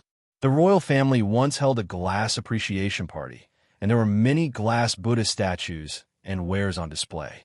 This was not strange. It was not strange for the royal family to take out any treasures. A few months ago, the Wang clan also held a glaze bazaar and took out even more glaze. This was not strange. The Wang clan was rich enough to rival a country, and they coincidentally met a foreign merchant, so they obtained so many glaze wares. It was nothing special. But why did the Chui family join in the fun this time? According to their bold words, it seemed that the glass they had accumulated was more than the Wang family took out at the last glass bazaar. Everything had a limit. The reason why glass was precious was because it was rare. Only a fool would spend so much money to buy a glass appreciation party that was held every few days. Of course, the number of glass on the market was far from overflowing. Even if the price was really reduced, the Chui family still made a lot of money this time. The Chui family was proud of their success, but the merchants in the same jewelry business in the capital were having a hard time. The wind of glass in the capital had been blowing for several months, and there was no sign of it stopping. The actions of these big families were getting bigger and bigger. If this continued, it would be difficult for them to do business. Everyone was scrambling for glass, but it was expensive. With their wealth and status, it was difficult to get it. Running a small business could not be compared to the Chui family's Golden Jade Pavilion. They could only hope that the heavens would quickly take back the gift of glass and give them a way out. The shopkeeper of a jewelry shop in the capital was sitting in the shop and sighing. From morning until now, there was not a single customer in the shop. This business was really impossible. While he was lamenting in his heart, a black shadow suddenly appeared in front of him. The shopkeeper jumped in fright. When he looked up, he saw a tall and sturdy man walking in from outside. "Sir, are you looking at jewelry? Are you giving it to someone or—" The shopkeeper hurriedly went up to greet him. This was the first customer of the day, so he had to treat him well. In a place like this, sometimes they wouldn't be able to open for business for a few months after completing a single business. "I don't look at jewelry." The man's voice rang out like a great bell. "I'm here to sell you something." Selling things? When the shopkeeper heard this, he immediately lost interest. He waved his hand and said, "We sell jewelry here. We don't buy things." The burly man took out a sparkling and translucent glass ball from his sleeve. The shopkeeper swallowed the second half of his words. His eyes widened, and his breathing became hurried as he stared at him. "I have a batch of colored glaze to sell to you." The burly man looked at him and said, "Look at this color, this luster, this feeling. It's definitely a top-notch colored glass." The shopkeeper stared at the glass ball in his hand. Even his breathing stopped for a moment. If such an item was placed in his shop, it would undoubtedly become the treasure of the shop. He didn't know how many customers it would attract. He did not have the right to attend the colored glaze appraisal conference in the palace, nor did he receive an invitation to the Wang family's colored glaze bazaar. This time, no matter what price he had to pay, he would leave behind this glass ball. Seeing that the shopkeeper did not speak, the man thought that the shopkeeper did not believe him. Frowning, he suddenly raised his hand and threw the glass ball to the ground. "Huh!" After an extremely crisp sound, the burly man crouched down and pointed at the pile of fragments on the ground. "Look, these cracks, these fragments, they're not fake, right?" He picked up a piece and handed it to the shopkeeper. "If you don't believe me, feel it." The shopkeeper's lips trembled and his face had already turned purple. He pointed at the burly man and said in a trembling voice, The burly man patted his shoulder and said, "Don't rush, don't rush. If you don't believe me, I'll let you throw one yourself. Bring it in." He waved his hand, and two people outside the door carried in a large box. After opening it, the shopkeeper's gaze was completely attracted by the dazzling array of items in the box. The burly man looked at him and said with a smile, "How about it? Today we happen to be having an activity. Each item is 10 taels. 10 taels of silver, you won't lose out. 10 taels of silver, you won't be fooled. 10 taels of silver, you could buy a piece of colored glaze. How about it? Are you tempted? Action is better than action. If you buy 10 pieces at once, you won't have to pay for the broken one. 10 taels of silver for one piece." The shopkeeper raised his head and looked at him, his eyes flashing. "What, you think it's expensive?" The burly man looked at him and said with a smile, "If you buy more, the price can be negotiated." Shui was the steward of the Shui family's Golden Jade Pavilion in the capital and the neighboring prefectures. Originally, he was only an unimportant member of the Shui family, but soon he was no longer. If all these colored glaze were sold, the Shui family could make a huge profit from it. And this was all because of his foresight a few months ago. The last colored glaze charity sale of the Wang family did not satisfy everyone. Instead, it made the love of colored glaze popular in the capital. The colored glaze bought from the Wang family could be sold at a high price with a slight change of hands, and the Shui family hoarded the colored glaze from the foreign merchants. When the public's desire for the colored glaze reached its peak, they took the opportunity to sell it. Then they waited to count the silver. After this incident, he would definitely be valued by the family and become a core member of the family. It was unlikely that he would be able to develop in the imperial court in this lifetime. But if he was only in charge of the Shui family's business, it was very possible. The invitations had been sent out. Only 10 days later, the Shui family's colored glaze appraisal would begin. That moment would be the new peak of his life. Everything was ready except for the east wind. Shui looked at a young man coming from afar and asked, "Dongfeng, what's the matter? Why are you so flustered?" Third uncle, it's over, it's over." Shui Dongfeng's face was pale, and his voice was full of fear. What's the panic? Shui looked at him discontentedly and said, "What the hell happened? Is the sky falling down?" Colored glaze. Shui Dongfeng gasped. "What happened to the colored glaze?" Shui's face changed and asked, "Could it be that something happened to the Shui family's colored glaze?" The word colored glaze was related to his future. Shui's heart immediately tightened. The Shui family's colored glaze is fine. Hearing Shui Dongfeng's first sentence, Shui's heart was relieved. As long as the colored glaze was fine, everything was fine. But there are colored glaze everywhere in the capital now. Shui Dongfeng's voice was still trembling. You could buy a piece of colored glaze with 10 taels of silver and get a piece of soap. If you buy clothes, you get a colored glaze hairpin. If you buy perfume, you get a colored glaze bracelet. The Drunken Moon Brothel. The chopsticks in the Drunken Moon Brothel have been replaced with colored glaze. Shui's body softened and he grabbed Shui Dongfeng's arm. His eyes immediately became bloodshot and he asked in a trembling voice, You say it again." Shui Dongfeng's eyes were already full of despair. These days, a large amount of colored glaze suddenly appeared in the capital. Colored glaze is no longer valuable. When the Shui family was about to hold a colored glaze appreciation party and wait to make a big profit, the originally hard-to-buy colored glaze suddenly became a common thing on the street overnight. It would spend a lot of money to buy the Shui family's colored glaze. But the problem was that the price paid by the Shui family for these colored glaze was too great. Shui knelt on the ground. His vision turned black, and there was only one thought in his mind. It's over. Not far away, there was already a noisy sound of footsteps coming. Li Yi still overestimated the patience of the Shui family.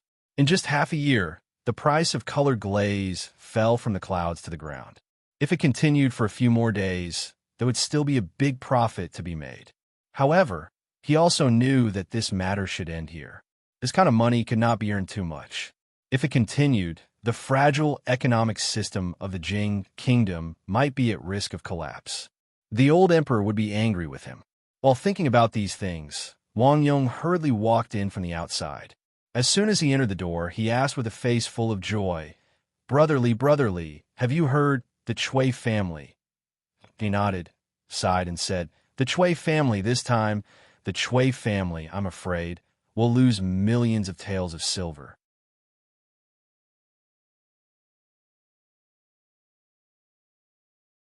Chapter 756. Of course, the Shui family was going to lose money. Their brains were damaged. Using a large amount of jewelry and silver to exchange for a bunch of worthless junk. If they didn't lose out, who would? However, everyone knew that this couldn't be blamed on the Shui family. After all, since ancient times, colored glass had been an extremely precious treasure. This was not only reflected in its value, but also its significance. Crystal clear and radiant, it was already very attractive. It was also a Buddhist treasure, symbolizing good fortune.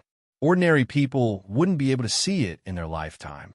Who would have thought that such a good treasure would become cabbages on the side of the road overnight? Previously, it was worth 3,000 taels of silver, but now it could only be used as a token to buy clothes. Buy one and get two free. The difference was like heaven and earth. No matter how smart one was, they wouldn't have thought of it. No wonder the Chui family suffered a loss. The rarer something was, the more expensive it was. It was all because in such a short period of time, too much colored glass had appeared in the capital, and the price of colored glass was dropping by the day. The crystal was clear and colorful, and it was beautiful, but that kind of crystal clear and colorful thing was everywhere in the capital. So who would want it? This time, the nobles in the capital were all dumbfounded. A few months ago, they spent thousands of taels of silver to buy the colored glass wares. In the blink of an eye, it was worthless. No one would feel good about this. This time, they were screwed over by the Wang family.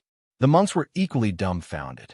Other people's colored glass wares were at most 1,000 taels of silver, but their colored Buddha statues were worth no less than 10,000 taels of silver. There were countless people who secretly complained about the royal family and the Wang family, but they didn't dare to show it on the surface. After all, among the two families, either one was extremely powerful. Even the nobles couldn't afford to offend them.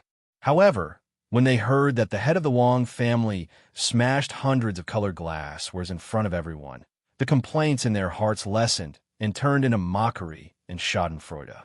The Wang family actually still had so many colored glass wares.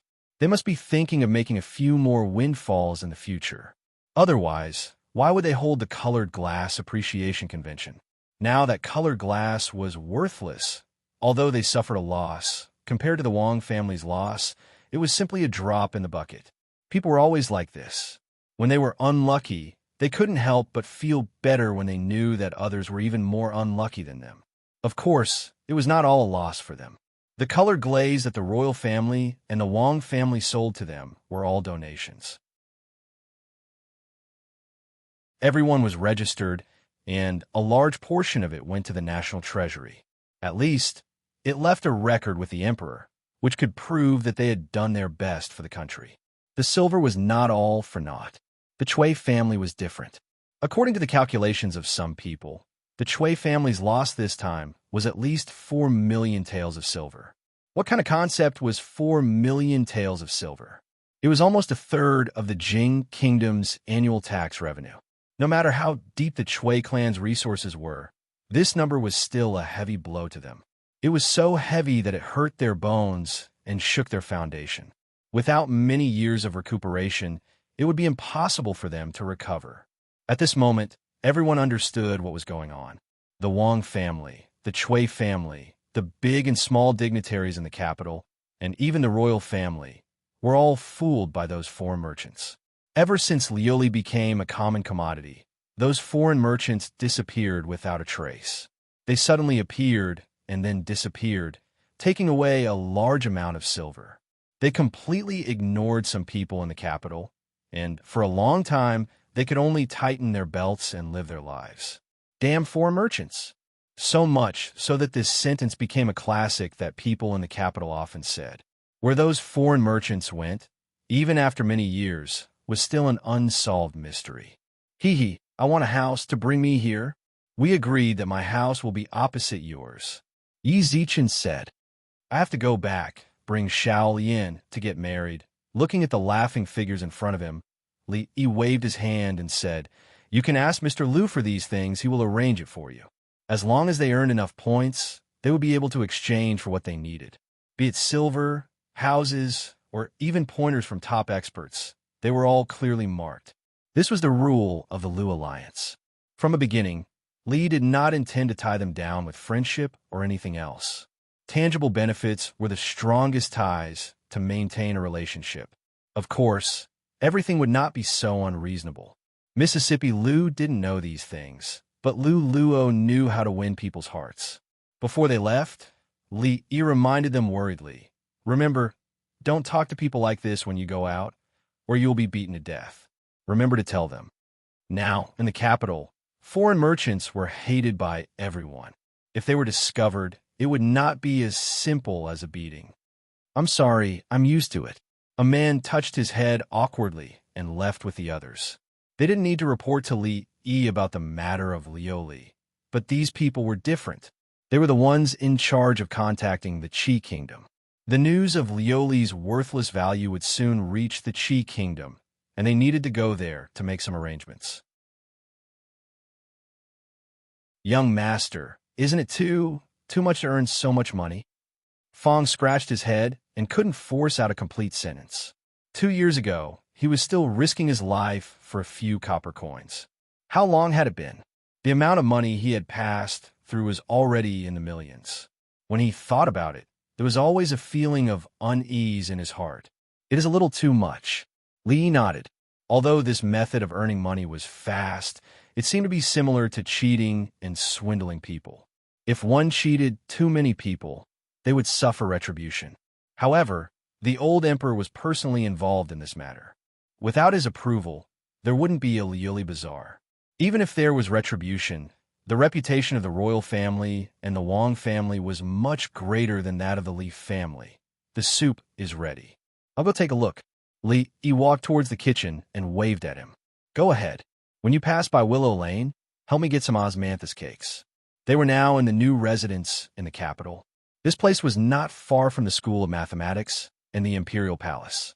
The environment was quiet and secluded, and it was some distance away from the noisy market. There was a slope behind the house.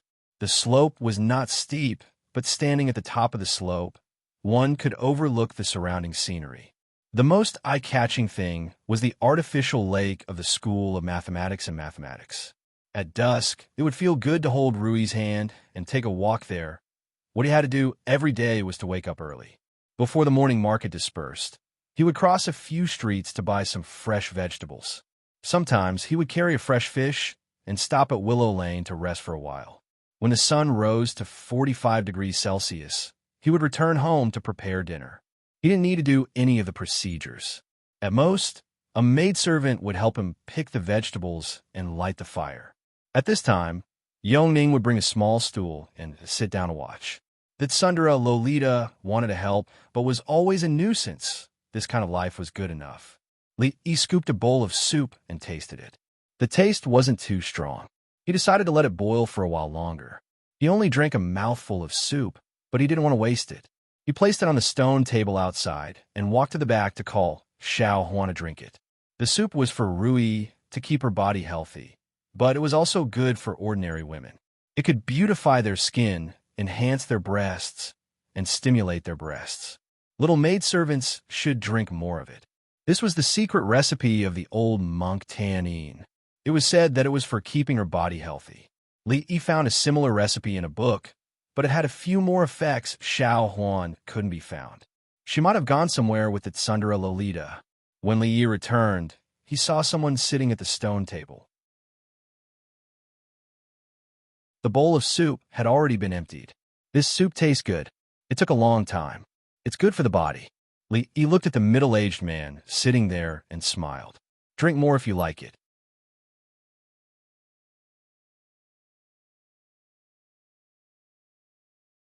Chapter 757. This was the second time that Li Yi saw the old emperor leave the palace. He was still the same as when he was in Ning Wang Fu, wearing an ordinary robe. His face was gentle, and he looked like an uncle next door. No one knew that the person in front of them was the most powerful uncle in the entire Jing Kingdom. The old emperor's illness was special. It was very dangerous when it acted up, so dangerous that there was a possibility that he would die every time. But normally, if one paid attention, there was no difference between him and a normal person. He did not come alone. The eldest princess was standing next to him, wearing a slim dress. He did not know if it was because of the dress, or if her figure had become better, but her figure seemed to be more exquisite than a few days ago. Moving here was for the sake of peace and quiet. There were not many servants in the residence, but even if they met, they would not dare to stop them. So the old emperor had the opportunity to drink the soup that she prepared to trick Xiao Huan to drink. Chanda came out of the kitchen with 2 bowls of soup. Li glared at him. This old guy really did not treat himself as an outsider. Fortunately, he had his own thoughts and even made a portion for Xiao Huan and Rui. Otherwise, there would not be much left for Rui. Jing Emperor picked up another bowl, and Changde handed the other bowl to the eldest princess. When they came over, they saw Li Yi put down the soup and went to the back. Jing Emperor drank a few mouthfuls before asking, "Did you make this soup?" He knew that Li Yi had good cooking skills. Because Shanning often talked about it in his ears, he had the chance to taste it today. He was surprised by his cooking skills. It was probably not much different from the imperial chefs in the palace. Changde looked at Li Yi and asked, "This soup, is it suitable for your majesty's body to drink more?" Li Yi had once told him about his majesty's illness. There were many things that needed to be avoided on a daily basis, and diet was an important part. He was worried that Li Yi would forget, so he asked about it. Li Yi waved his hand and said, "It's okay. This soup is very nourishing. It's okay to drink a few more bowls." This soup was good for women, and there was no harm for men to drink it. It was just a supplement. The Princess Royal had a good figure, but it was only good. Compared to Mississippi Lou, the parts that should be curvy were curvy, but the parts that should be curvy were not curvy enough. She should drink more. Placate the miscarriage and stimulate the breast milk. The spoon that Jingdi had picked up stopped in the air, and the soup spilled on his lapel. Cough! Cough! Emingzu put down the bowl. She seemed to have choked, and her face was already red. She glared at Li Yi and hurriedly took out a handkerchief to wipe her mouth. Li Yi had never seen her act like a little girl. In fact, he had always regarded the swift and decisive princess as a man. Jingdi put down the spoon, obviously not intending to drink anymore. Emingzu also put down the bowl and secretly looked at Li Yi with a hint of anger. "Your Majesty, why are you?" Li Yi changed the topic at the right time. Jingdi looked at him and asked, "Why? You, the dean of the academy, is allowed to be lazy at home, but we cannot go out of the palace to relax." Li Yi quickly said, "Steal half a day of leisure. The palace is like a cage. Your Majesty often goes out to relax. It is also good for your illness." And Mingzu glanced at him. He was the only one who dared to say that the palace was a cage in front of her imperial father. Steal half a day of leisure? Jingdi looked at him and said with a tone of dissatisfaction, "We think you are stealing half a day of leisure, right?" Jealousy. It was obvious that he was jealous. He obviously saw that he was living a comfortable life and deliberately came to find trouble. Li was too lazy to pay attention to him and stood aside without saying anything. Jingdi looked left and right and asked, "Where are Yongning and Shanning?" Li Yi pointed in a certain direction and said, "At the amusement park." He ordered people to build the amusement park. Several houses were connected, and the ground was covered with soft mats. There were rocking cars, merry-go-rounds, slides, swings, and other amusement facilities. It was also the favorite place of Yongning, Shanning, and Duanwu. Although there were no exciting projects such as roller coasters and skydiving machines, in this era of extreme lack of entertainment, this was already considered super luxurious. "Take us to see." Jingdi seemed to be very interested in this place and stood up. Li Yi originally chose this place because he liked the environment here. It was not an exaggeration to say that it was a small park. There was running water in the garden, and the water was so clear that the bottom could be seen. Fish were playing in the water. Although the layout was not very luxurious, it was simple and did not lose its atmosphere. After passing through a bamboo forest path, their field of vision became open again. They could hear bursts of laughter coming from a row of houses. The arrogant Lolita was playing on a swing, and a palace maid was gently pushing it behind her. When she saw Li Yi coming in, she said loudly, Sir, you push me." "They are not pushing high." Li Yi walked over, stopped the swing, and carried her down from the swing. The arrogant Lolita pouted and was about to express her dissatisfaction. Suddenly, she opened her eyes wide and saw a figure coming in from outside the door. She ran over in surprise and said, "Father, why are you here?" Yongning also came over and stood quietly beside Jingdi. Jingdi touched their little heads and said, If father didn't come, my Shanning and Yongning would have almost forgotten father. The arrogant Lolita twisted her body and said in a sweet voice, "Oh, how could Shanning forget father?" Jingdi looked at the two little girls, and a trace of sadness appeared on his face. He was their father, but he was also the emperor, the ruler of a country. Since they were young, he did not and could not fully fulfill the responsibilities of a father. It was no wonder that they always wanted to run out of the palace. The arrogant Lolita was full of joy for her father to leave the palace. She grabbed his arm and said, "Father, let's go outside to play. There are a lot of delicious food and fun things on the street. I will take father to the brothel to watch the show. It is wonderful." Jingdi pinched her little face and said with a smile, "Okay, father will accompany you to have fun today. Father is so good." The arrogant Lolita shook his arm and looked at Li. She said, "As good as teacher." Li felt that the arrogant Lolita thought that teacher was good because teacher would cook delicious food for her, play with her, and take her to watch interesting shows. Other children could get married at the age of 13. Because she grew up in the palace and was doted on by the emperor and two concubines, her temperament was similar to that of a child. The aged emperor was dragged by Shou Ning through the streets and alleys, sweeping through the crowd. Although there was only Chang'e following behind them, Li Yi could guarantee that if there was even the slightest movement from his side, within a breath's time, this place would be surrounded by 3 layers of people. Li Yi and the eldest princess were walking behind. He turned his head and looked at her. He asked, "How is the cooperation with the family of generals?" Li Mingzu said lightly, "It has just begun. The military provisions are very important. You have to visit the family of generals more often. How about the academy? Is everything okay?" "Everything is as usual. Although it is a female academy, we still have to pay attention to it.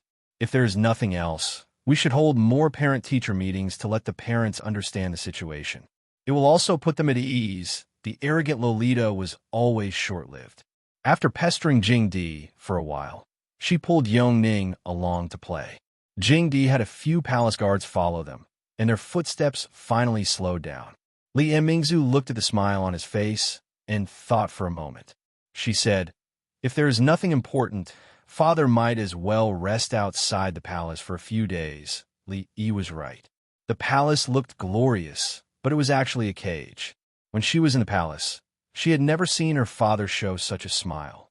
Emperor Jing did not answer her. He looked at the group of children holding sugar-coated haws in their hands as they whizzed past the crowd. He shook his head and said, "When I was their age, I had already begun to study the scriptures. If I could let the children of poor families have books to read, the talents of the Jing kingdom would be inexhaustible in the future." Li Yi knew that the old emperor had wanted to break the situation where the court was almost controlled by the aristocratic families. From a long time ago, he had intentionally supported the students of poor families. However, due to various reasons, the results were very little. In this era, educational resources were very precious. They were often monopolized by the large clans with deep foundations. It was not easy for the poor to study. This directly led to the imperial court choosing officials from the aristocratic families. Only they had the ability to nurture outstanding disciples. However, this would cause the court to be filled with factions and complicated relationships. The court would be firmly controlled by the aristocratic families. This was not what a wise emperor wanted to see. For a wise emperor like the old emperor, what he was most concerned about was the poor people and the students of poor families. Li Yi crossed his arms and touched Mingzhu's shoulder. This was a rare opportunity. He had told her in detail how to support the children of poor families and break the monopoly of the aristocratic families in education. If he were to bring it up now, wouldn't he be saying it to the old emperor's heart? He had explained these routines clearly, and they only needed to follow the steps step by step. And Mingzhu glanced at him and thought that he was careless. She lowered her head and continued to think. Li Yi touched her again. Mingzhu was still unmoved. Li Yi frowned and turned to look at her. This time, he used a little more force. Mingzhu finally turned to look at him. When she saw that he was staring at her, she seemed to have thought of something. She blushed and glared at him. Then, she put some distance between them. This was a good opportunity to show off her talents in front of the old emperor. Li Yi wanted to talk to her about serious matters. What was with this blushing expression? What was this woman thinking about? Whether it was on the surface or in the dark, he had done enough for her. However, he couldn't always be the one to take the initiative, right? He was working himself to the bone, but she was enjoying herself up there. How could this be? She should at least take the initiative, right?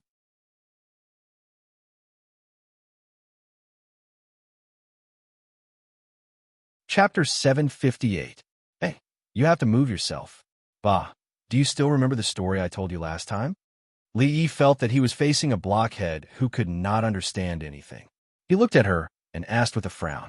Mingzhu looked at him in confusion. What story? Li Yi reminded her. Woo. Mingzhu's heart skipped a beat. She subconsciously reached out to cover his mouth. She looked around and said, "Don't ever say such rebellious words again," seeing that her father did not hear it. Even if he heard the word woo, he would not think of anything. This was a secret between the two of them. Only then did she feel slightly relieved. That matter could not be made known to outsiders, and even more so to his father. What are you thinking about all day? Li Yi pushed her hand away and looked at her unhappily. He said, "Open the imperial examination, put the poor in important positions, fill the court with gentlemen, and replace the aristocratic families. This is to share His Majesty's burden, not for you to imitate that woman. You didn't forget what I told you, did you?" Mingzhu shook her head. She looked at him and nodded as if she understood. Her father had been putting the poor in important positions, replacing the aristocratic families, and letting the young scholars from poor families enter the center of the court. In the face of aristocratic politics, the poor had always been suppressed. After entering the court, they would be loyal to the royal family, which could effectively change the current situation in court. Her father had done some things in response to this, including establishing a mathematics academy and recruiting a large number of commoners. However, she knew that there were more things that could be done to further expand the advantages of the commoners. In the end, it could turn into the kind of situation that Li Yi described, where the court was filled with noblemen and the rivers were clear. Because these things were related to the woman surnamed Wu, this was something she did not dare to think about normally. At this moment, with Li Yi's reminder, she understood that a method was a method after all. It worked in that fictional story, and it could have the same effect in reality. A woman's mind was really hard to guess. Even if Li Yi never thought of the eldest princess as a woman, he still couldn't guess her thoughts. Fortunately, she finally understood his meaning. Li Yi took the tonghalu that the proud Lolita handed over. As he ate, he watched Princess Royal walk over and talk to Jing Emperor in a low voice. After eating 2 candied haws, he felt that something was wrong. Sour and sweet was what candied haws should taste like. The 2 candied haws he ate didn't taste sweet, only sour. When he looked down, it turned out that the sugar had already been licked clean. When he turned around, he saw that Sundra lowly covering her mouth and giggling at him. This little girl was becoming more and more impudent. After listening to Mingzhu's narration, Jing Emperor's eyebrows raised slightly. Then he shook his head and said, "Opening a large number of official schools can allow more poor students to study, but the cost is too great. It's so great that the imperial court cannot afford it." There were some methods that he had already decided on after weighing them in his heart. However, when it came to finances, he still had to hesitate. Although the national treasury had a lot of income in the past few days, it was not to the extent that it could be squandered wantonly. Wars, natural disasters. There were many places that needed money. It was not easy to maintain the balance, and it could not be easily broken. Li Yi said solemnly, "No matter how poor we can't be poor in education. No matter how bitter we are, we can't let our children suffer. They're the future of a country. They are related to the rise and fall of the country. They're like the sun in the morning, full of vigor and infinite potential. Now the Jing Kingdom is ours, but the future of the Jing Kingdom is still in their hands." Jing Emperor never despised the theory of governance that came from Li Yi's mouth. Moreover, These words were indeed what he was thinking. A large part of the reason why the imperial court was controlled by the aristocratic families was that they had a monopoly on education and books. It was too difficult for poor children to enter the imperial court without going through these aristocratic families.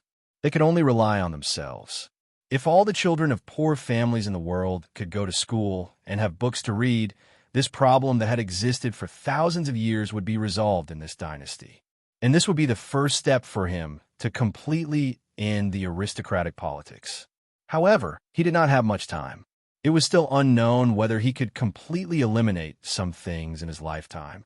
Jing Emperor shook his head and said, "I have also vigorously promoted the prefectural schools and the county schools. But you're not in the position to know how much it costs. A problem that can be solved with money is not a problem." Li looked at Imingzu and asked, "Your Highness, don't you think so?" The national treasury could not take out the extra money, but the Princess Royal could. It was useless for her to earn so much money. It was impossible for her to save all of it for her dowry. It would be better to build more Imingzu Hope primary schools. At least, it would let the poor in the world remember her kindness. The plaque on the school should be custom-made and big, so that everyone would know that it was the Princess Royal who pitted them that they could study. What's more, she did not have to pay for this money. He had a plan in his heart. Maybe he could save more dowry for her, so that they would not be friends in vain. Imingzu looked at him in a daze. She did not know what Li was thinking, but she was sure that he was thinking about something. Jing Emperor did not delve into this issue, because the Tsundere Lolita had already pulled him to the brothel to watch the show. Imingzu crossed her arms and looked at him. "What do you want to do?" "Eat the Emperor's salary and share the Emperor's worries."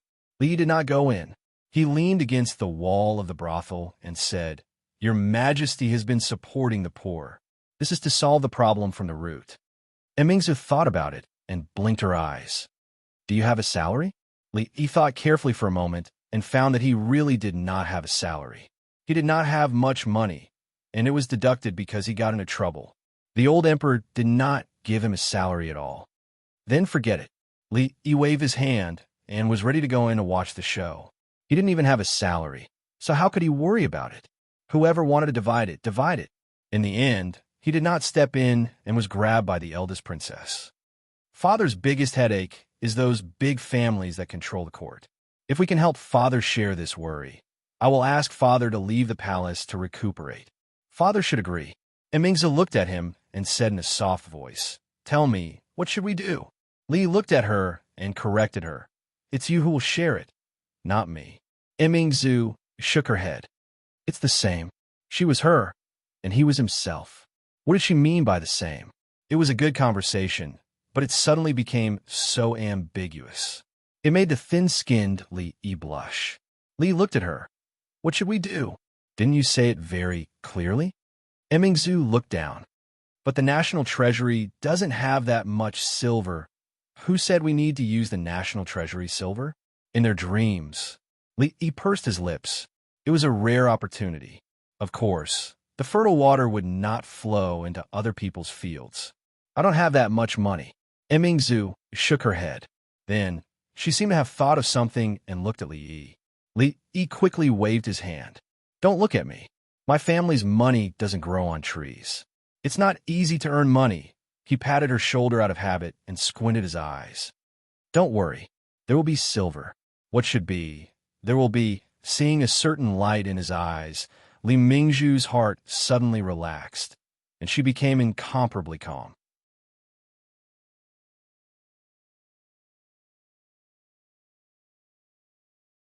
Chapter 759. The opera being performed in the brothel was the classic The Cowherd and the Weaver Maid.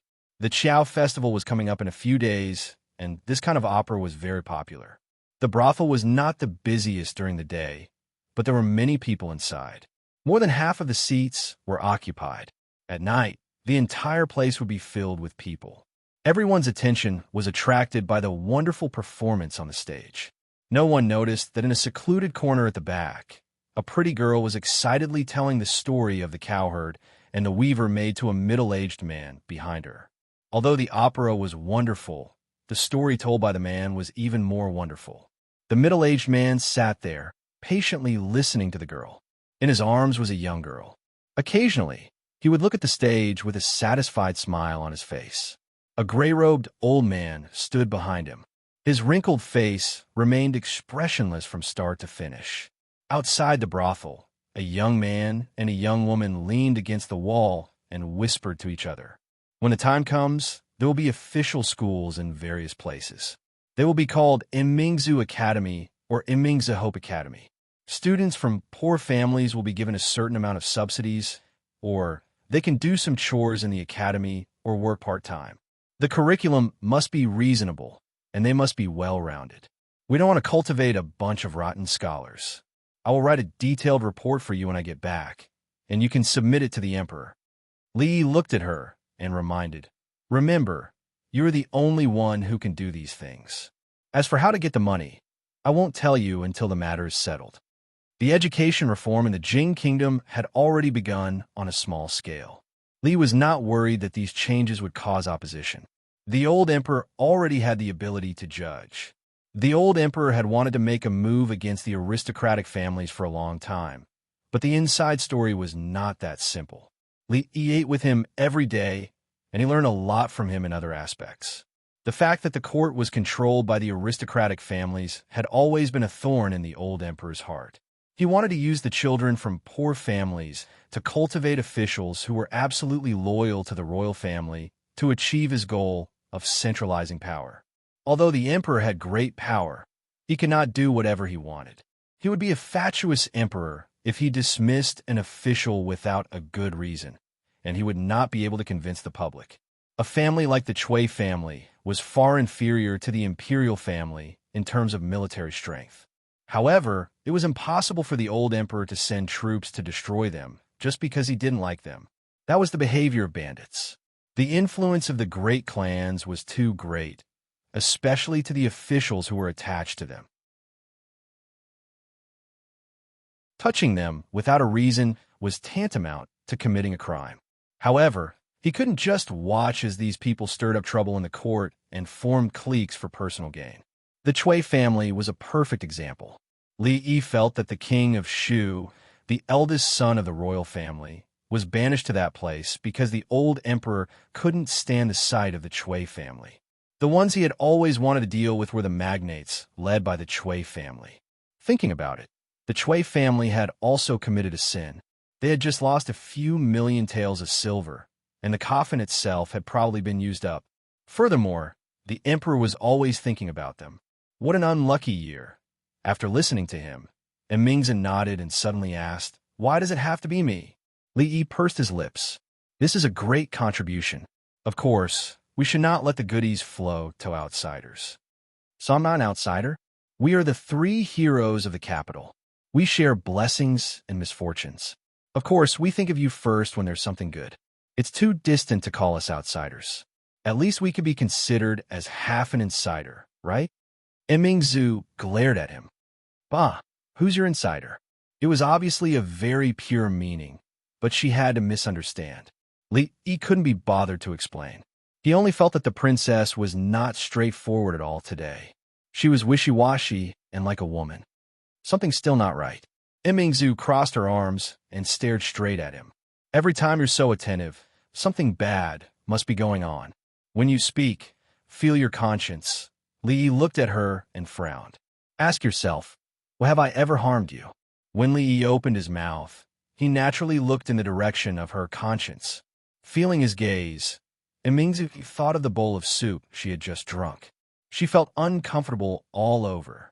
She put her hands down from her chest, but she didn't know where to put them. Finally, she looked at him in embarrassment and walked towards the brothel. How can one pacify the world if one's chest is not clear? Li Yi shook his head.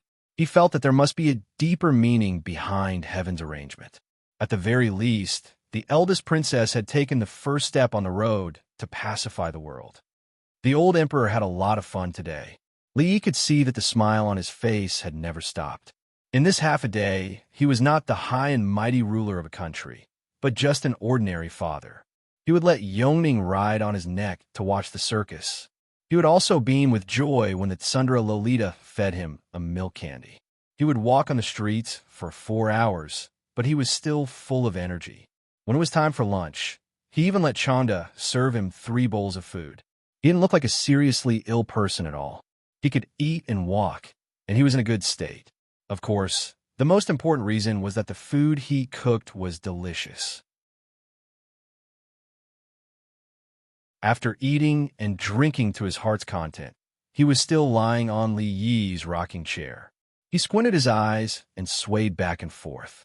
The eldest princess was massaging his shoulders from behind. Emperor Jing's face showed a satisfied expression. I finally know why you would rather be idle at home than to enter the court and become an official. If you could be so comfortable every day, I wouldn't exchange it for a god. He tried hard not to show a contemptuous expression. He hadn't done anything yet, but his days were already comfortable. As the dignified ruler of a country, how could he act like a bumpkin who had never seen the world?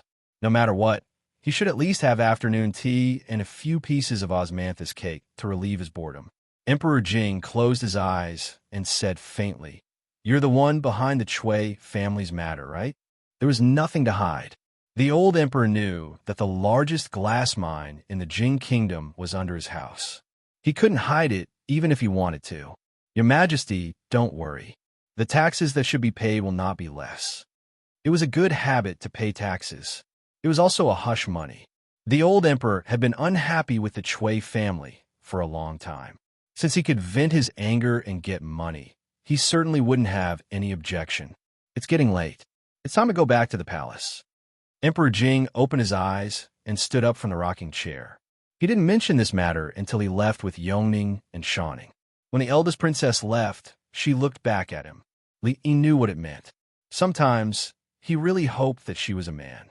In this way, a lot of unnecessary trouble could be avoided. But when he thought that she was really a man, he felt a little disappointed. A long time ago, he already had a plan and was carrying it out step by step. However, the road ahead was difficult and dangerous. It had not really manifested until now. Moreover, even if he overcome all the difficulties and obstacles and achieved the result he expected, was that result really what she wanted? In fact, Li Yi's heart was still a little confused. She has already left. Why are you still looking? A faint voice came from his side. Li Yi turned around and saw Mississippi Lu holding her sword and leaning against the moon door. Who won just now? When Li Yi was cooking, the old emperor and the 2 little girls were playing in the front yard. Mississippi Lu and the eldest princess went to the backyard. When she came out alone, her clothes were a little messy. Not surprisingly, they should have sparred for a while. After all, among the people of the same age, only the 2 of them could be each other's opponents. Mississippi Lu didn't answer, which meant that she didn't win. It seemed to be the same result last time. For Mississippi Lu, who had always swept away her peers, it might be a little hard to accept that she couldn't win against another girl of the same age. Especially in a situation where she couldn't win in terms of appearance and strength. Girls of this age liked to compete in everything. Li Yi could understand. He looked at her and comforted her. "Don't be discouraged. At least, you are older than her." Mississippi Lu looked up at him with a trace of doubt in her eyes. "What did you say?" "I said, you seem to be a few days older than her." Li Yi looked at her and smiled. "I made soup. Do you want to drink some?"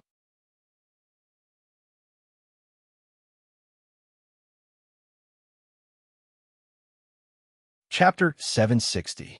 Recently, Li Yi was keen on making soup. This work was not as simple as putting a bunch of ingredients in water to boil.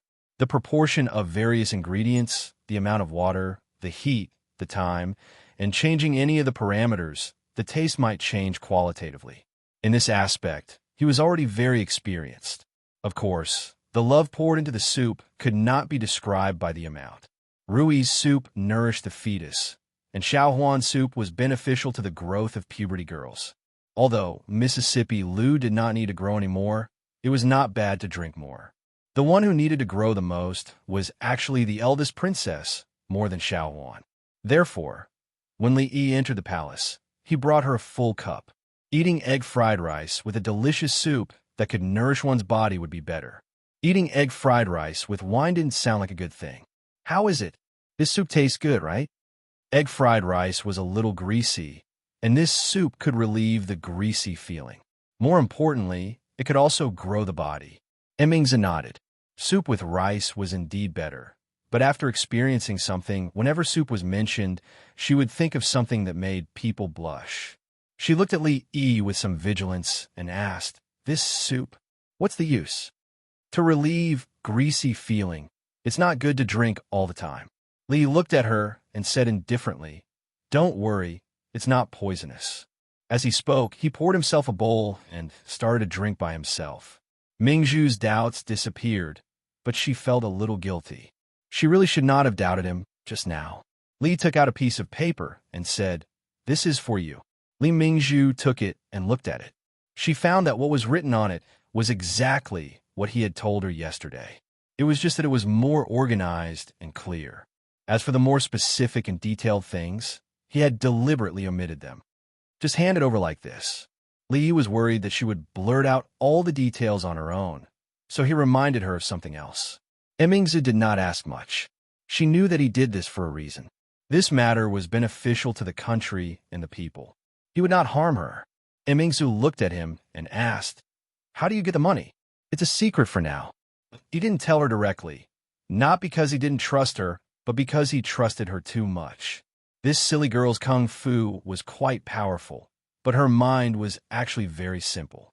She could not hide anything in her heart.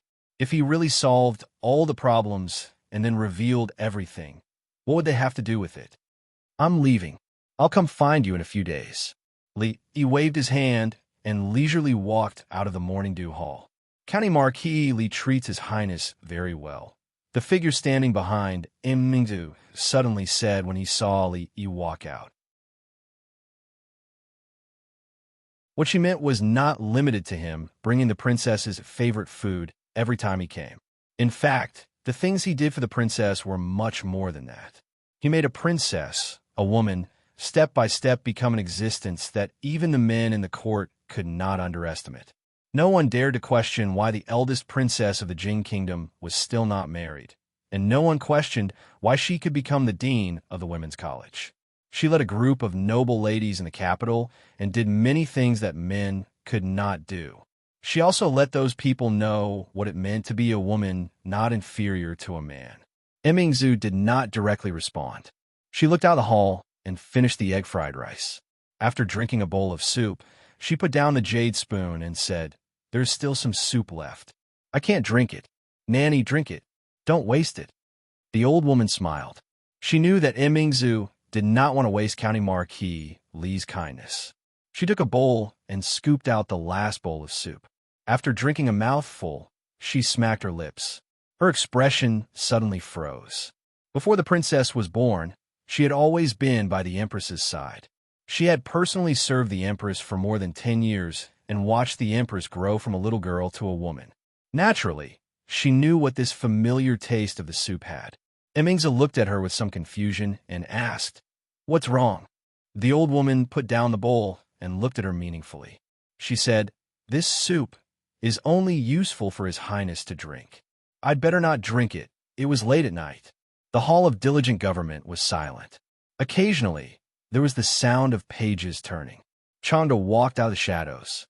He coughed lightly and reminded, "Your Majesty, it's time to rest."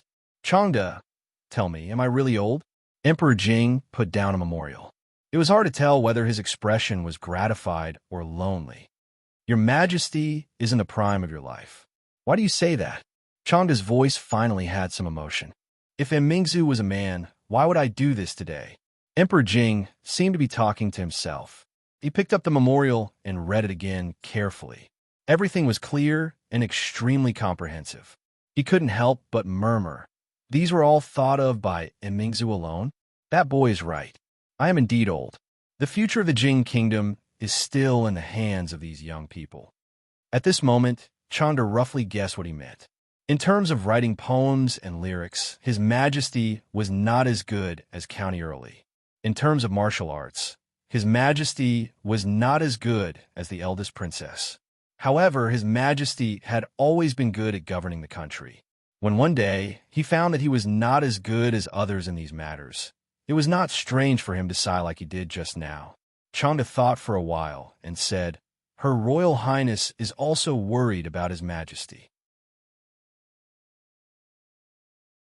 I'm afraid that County Early also contributed a lot. It's not the first time that he gave all the credit to Emingu."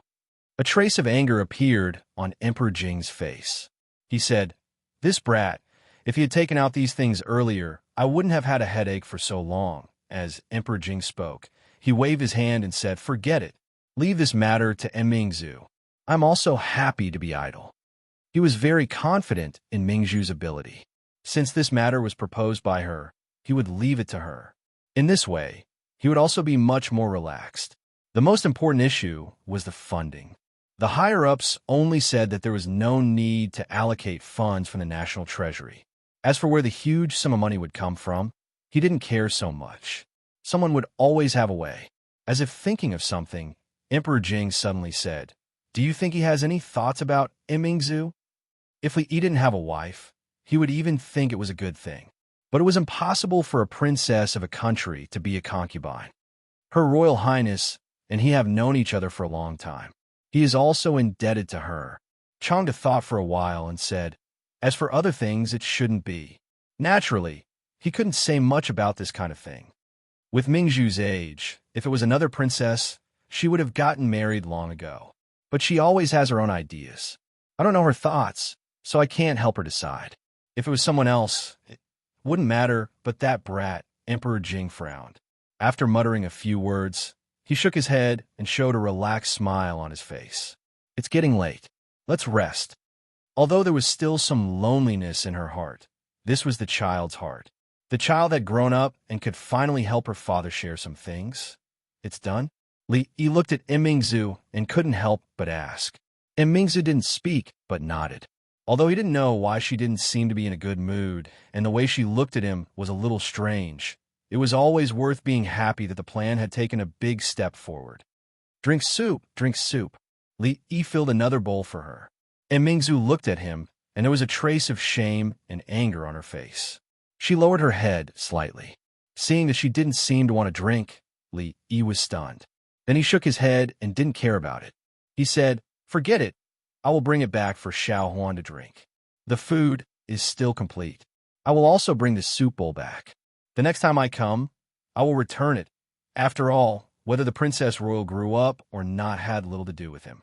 The little servant girl was in the puberty period and her nutrition had to keep up. Seeing him stand up and prepare to leave, Mingzhu's face showed the same color as a peach blossom. She gritted her teeth and said, "Put it down."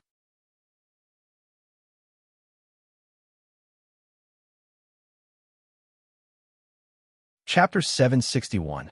The Emperor's condition seemed to have improved.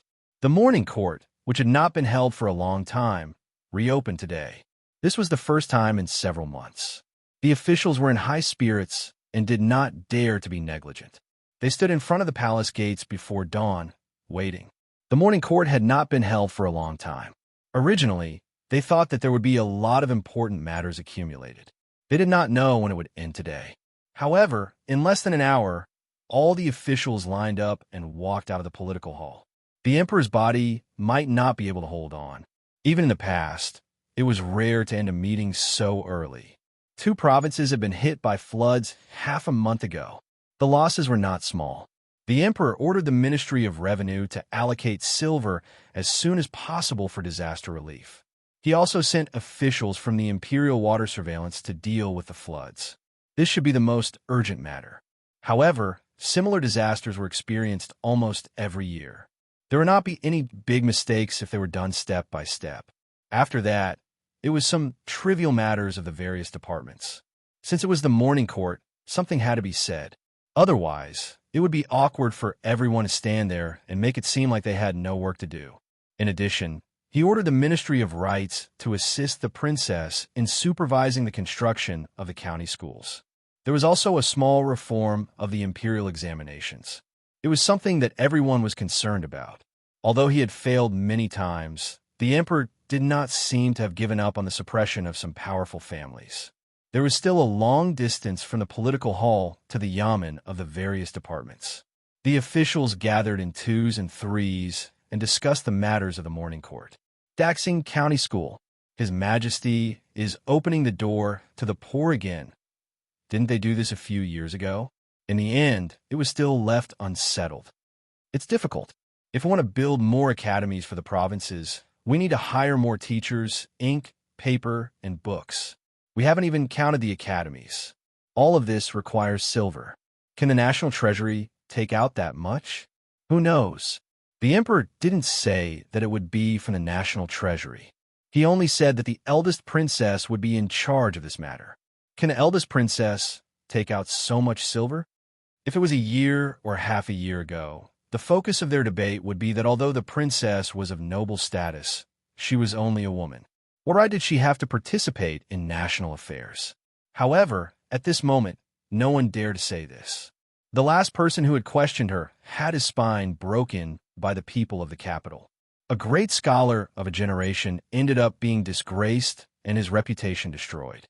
Countless people would sigh when they thought of it. In this year, the eldest princess's brilliance was too dazzling. She had brought back Tian Fa and helped the Jing kingdom defeat the Qi kingdom. Even now, the Jing kingdom was still deeply intimidated. Later on, she had defeated the envoy of the Qi kingdom and saved the face of the country. Later on, the Women's Union and the Women's Academy had even promoted the national policy of not marrying before the age of 16. They had trained female midwives, which reduced the chances of a woman dying from dystocia by several times. All of these things were enough to convinced. Up until now, they wouldn't be surprised if the eldest princess's shadow appeared in court affairs. But as for whether she could handle this matter well, no one had any expectations in their hearts. After all, even His Majesty had encountered irresistible obstacles in this matter, let alone the eldest princess, a woman. Not to mention other obstacles, just the amount of silver needed was not a small amount. If she couldn't solve this problem, it would be a joke. Perhaps it was because they saw through this that the officials with deep backgrounds didn't show any displeased expression. Supporting the poor was naturally suppressing the influential families. His Majesty's display of this intention showed that he was dissatisfied with them. The big families, who had always been close to the royal family, were not afraid. Their status in the court was guaranteed by the royal family. But for the Chui family and other families, things were not so simple. At least in the current court, they were not so stable. An official said in a low voice, "These years the court has changed a lot. Is His Majesty still not satisfied?" "Don't worry. Haven't we already experienced such things?" A middle-aged man next to him showed a disdainful smile and said, "This time, there will be no end. Even His Majesty can't do it." "Eldest princess, haha." "Yeah, the most important thing is where the silver comes from." One person nodded and said, "If it's only in the capital, it won't affect the overall situation. But if it covers all the provinces, I'm afraid the national treasury won't be able to afford it. I'd like to see what eldest princess plans to use to fill this bottomless pit." "Haha, Her Royal Highness's business is doing well, but this time, the shining silver is destined to go down the drain." As soon as one person said this, he was pulled by the arm by the person next to him. The person's gaze was extremely obscure. That person looked back and saw the gloomy face of one of the important figures of the Chui family. His heart immediately thumped, and he thought, "This is bad." Wasn't mentioning this in front of the Chui family rubbing salt in their wounds? Everyone knew that the Chui family had suffered heavy losses because of the glass incident. The exhibition was not held, and the glass they had hoarded was smashed to pieces in front of everyone. According to insiders, this time the Chui family would probably lose millions of taels of silver. In terms of losses, who could compete with the Chui family? Not daring to look at that official Chui again, he looked back at the eldest princess who had just walked out. A strange look appeared in his eyes, and he quickly walked forward. "It seems that no one is optimistic about you." Li Yi rarely attended court today. He walked beside Mingzhu. With his current hearing ability, It was not difficult for him to hear what the people in front of him were talking about. For the eldest princess, it was even less difficult. Just watch. Emingzu looked back at him and said lightly. Li Yi heard this and was stunned. He didn't know whether he should be touched or helpless. This matter had been arranged in front of hundreds of officials. There was no way back. The silver had not been settled yet, but she was actually not anxious at all. She didn't think, what if he was bragging? However, the feeling of being trusted was not bad.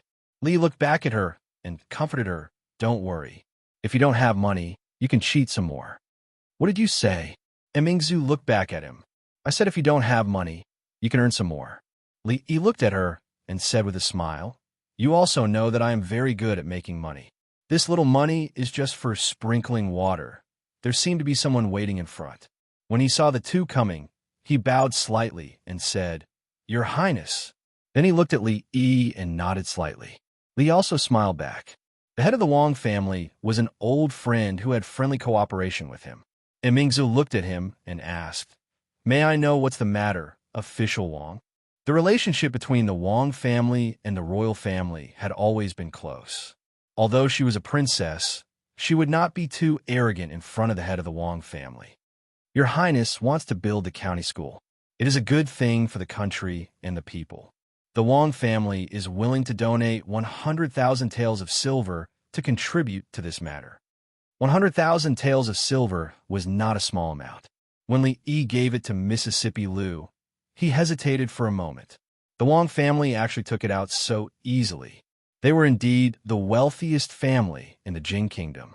They were full of confidence. However, thinking of how much they had earned these days, it was normal for them to take out some money to show their love. Emingzu was also stunned when she heard this. Then she said with a smile, I appreciate the Wang family's kindness. However, I have already made arrangements for this matter. There is no need for official Wang to worry. She knew that Li Yi did not want others to interfere in this matter. Moreover, he had just said that the money was just a sprinkle of water to him. Sprinkle of water should mean that it was not worth mentioning, right? The head of the Wang family was only surprised for a moment. Then he smiled and said, In that case, I will leave first. Li Yi turned his head and looked at her in a daze. His face was full of disbelief. Being stared at by him and thinking of the effects of the soup, Emingzu felt that a certain part of her body was a little strange. This feeling was unprecedented. She blushed and asked, Why are you looking at me? Li Yi touched his forehead with one hand and reached out with the other to touch hers. She did not have a fever. Could it be that after drinking too much of that soup, a certain part of her body would grow and her intelligence would decrease? What are you doing? Emingzu swatted his hand away and said angrily. Li Yi had no time to admire the eldest princess's rare, angry look. He took off and chased after the head of the Wang family. Official Wang, wait, don't go. Let's discuss what happened just now. Old Wang, stop.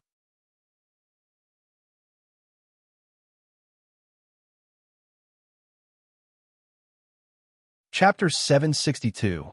Lose you. Why are you so? Li Yi bade farewell to the master of the Wang family. When he walked back, he looked at Emingzu and said with disappointment, 200,000 taels of silver. How many academies can be built? How many pens and papers can be bought? And how many teachers can be hired? How can you just reject it like that? In the end, he did not say the word wastrel. After all, she was not Mississippi Liu, and it was not her family that was going to lose. But strictly speaking, this matter was jointly proposed by the two of them. It was the crystallization of their love, and it was their child. As a father, he had the right to fight for more and better benefits for his child. What did you say to Lord Wang just now? Emingzu looked at him and asked in confusion. When a master of the Wang family left just now, his face was full of smiles, and he was obviously in a good mood. She could not think of a reason that could make the person who gave out 100,000 taels of silver so happy. Then, she realized another problem. Looking at Li Yi, she asked uncertainly, You just said 200,000 taels of silver. The Wang family has already agreed to donate 200,000 taels of silver. Li Yi waved his hand and said, But don't make this matter known for now. Doesn't His Majesty want the Ministry of Rights to help you? Let them first. Will this work? Emingzu looked at him and asked with a frown. If this was the method he was talking about, then this matter would probably encounter unimaginable resistance. Of course not. Li looked at her and said, Do you think others are as stupid as the Wang family? Why should they give us money for nothing? I have already made a list for you. When the time comes, let the officials of the Ministry of Rights visit them one by one. They will definitely not donate money. But you don't have to be angry. This is all in our plan. If you want to hear it, I will tell you now. And Mingzu waved her hand and said, Next time, I have to accompany my mother later. I will leave first. Li had originally planned to tell her all the plans. Hearing this, he was slightly startled and looked at her in surprise. Shouldn't she be eager to know all the plans? When did she become so unmotivated? She could help him once or twice, or even 8 or 10 times, but she couldn't help him forever. This is such an important matter. Can't you show a little bit of enthusiasm? The sound of her footsteps gradually faded away. He shook his head and stopped thinking about it. He shouted at her back, The soup I brought for you is in the cafeteria. Don't forget to get it. With that, he walked towards the palace gate. Mingzhu's body trembled, and she stopped in her tracks. An unnatural blush appeared on her face. Originally, he wanted to spend a few days in peace in the future and not care about the matters in the court. But sometimes he couldn't stay idle. Fortunately, he was only helping the eldest princess with these things. He just gave her some ideas, and the rest was up to her. Li Yi's skill in making soup had improved by leaps and bounds. He would change it every day. Yesterday, he had heard Xiao Huan and Rui say that her chest had been warm recently. Was she sick? She was too embarrassed to tell him these words. Li Yi could only tactfully tell her through Rui that it was normal for a girl to feel this way when she was growing. Xiao Huan was almost 17. In another 2 years, the little servant girl would become the senior servant girl. Of course, making soup was just a hobby for a while. What he liked to do the most was to sit in front of Rui after giving her a massage. He would put his ear on her lower abdomen, and the two of them would talk about the private matters between husband and wife, including what name the child should be named and how to educate them. Of course, there was one point that the two of them tacitly agreed on. Whether it was a boy or a girl, they had to be skilled in both the pen and the sword. They didn't have to worry about this because they had a father who was skilled in both the pen and the sword. But if they wanted to learn martial arts, Rui would be reluctant to be too strict with them. If they wanted to succeed, they needed Mississippi Lou. But if she was too strict, it might scare the child. No, he had to think about it carefully. Many officials from the Ministry of Rights visited the officials and nobles in the capital one by one. They hoped that they could contribute to the development of education in the Jing Kingdom. They wanted to donate some money to build more academies so that the children who couldn't afford to study could have a chance to change their fate. The officials from the Ministry of Rights visited them personally. Out of understanding, they couldn't let them return empty-handed. Therefore, they really donated some silver. 100 taels, 200 taels, and 300 taels were considered too much. A minister only donated 50 taels. It was said that a minister counselor of the Ministry of Rights walked around the Chui family and didn't even drink a cup of tea. It couldn't be said that they were stingy. After all, after the last audit, all the officials more or less donated money to the national treasury. Some even donated their family's wealth. It hadn't been that long. They couldn't ask the officials and nobles to donate money every time the court lacked money.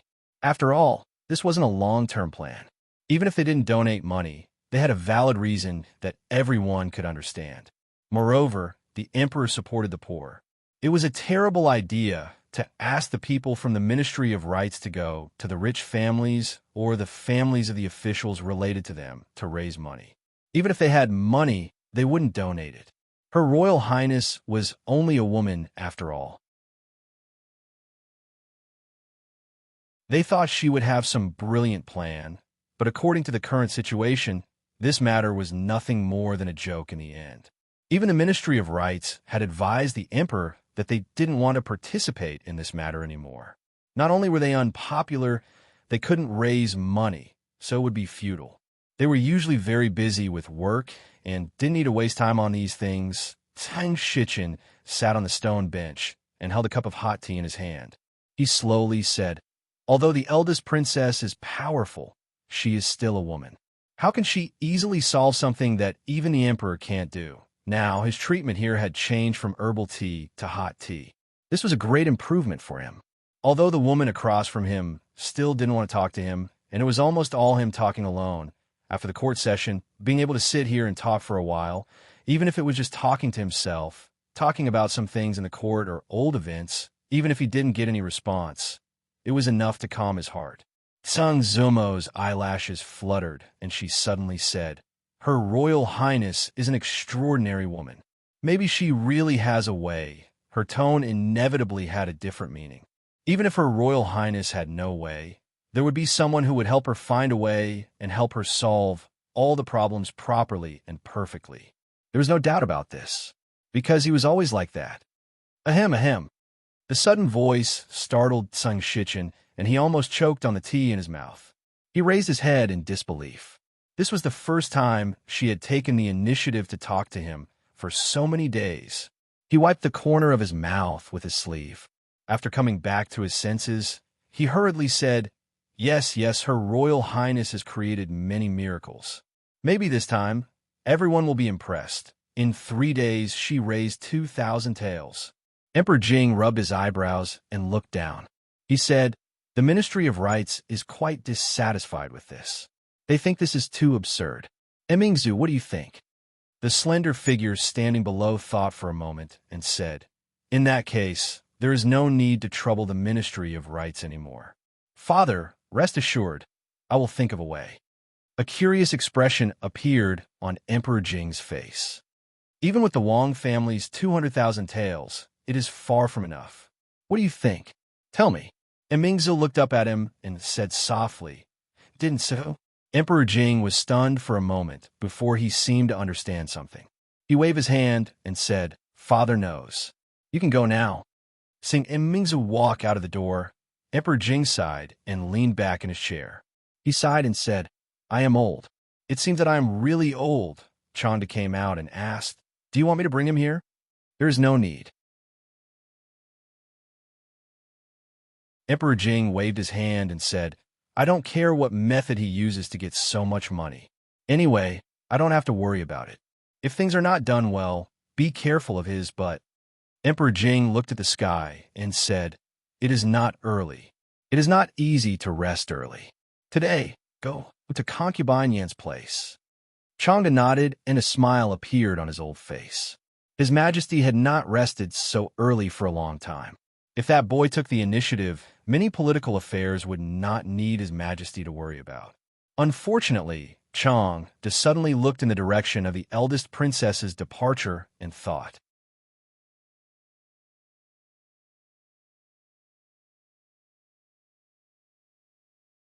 Chapter 763. There was a heated discussion in the capital these days, and the scope of the discussion was very wide. Even the poor farmers, who usually did not care much about state affairs, often went into the city to inquire about the construction of the academy. They heard that after the academy was built, the children of the poor would be able to study for free. Their children would be 7 years old next year. Would they be able to study in the academy in the future? The farmers who had eaten the last meal and had to worry about the next should be most concerned about the problem of food. They had never cared about state affairs, and no matter what the higher-ups did, as long as they could eat their fill and survive in this world, that was the first thing they thought about when they woke up every day. But this time they had to be concerned. If what the eldest princess was doing was successful, their children would not have to repeat the life of their fathers like them. They could go to the academy to study and be scholars. In the future, if they could become the top scholar and become a high-ranking official, they would bring honor to their ancestors and their families. In their view, scholars were all going to become the top scholar and become a high-ranking official. Although Scholar Wu at the entrance of the village had not become the top scholar, everyone in the village who saw him had to respectfully call him Duke Scholar.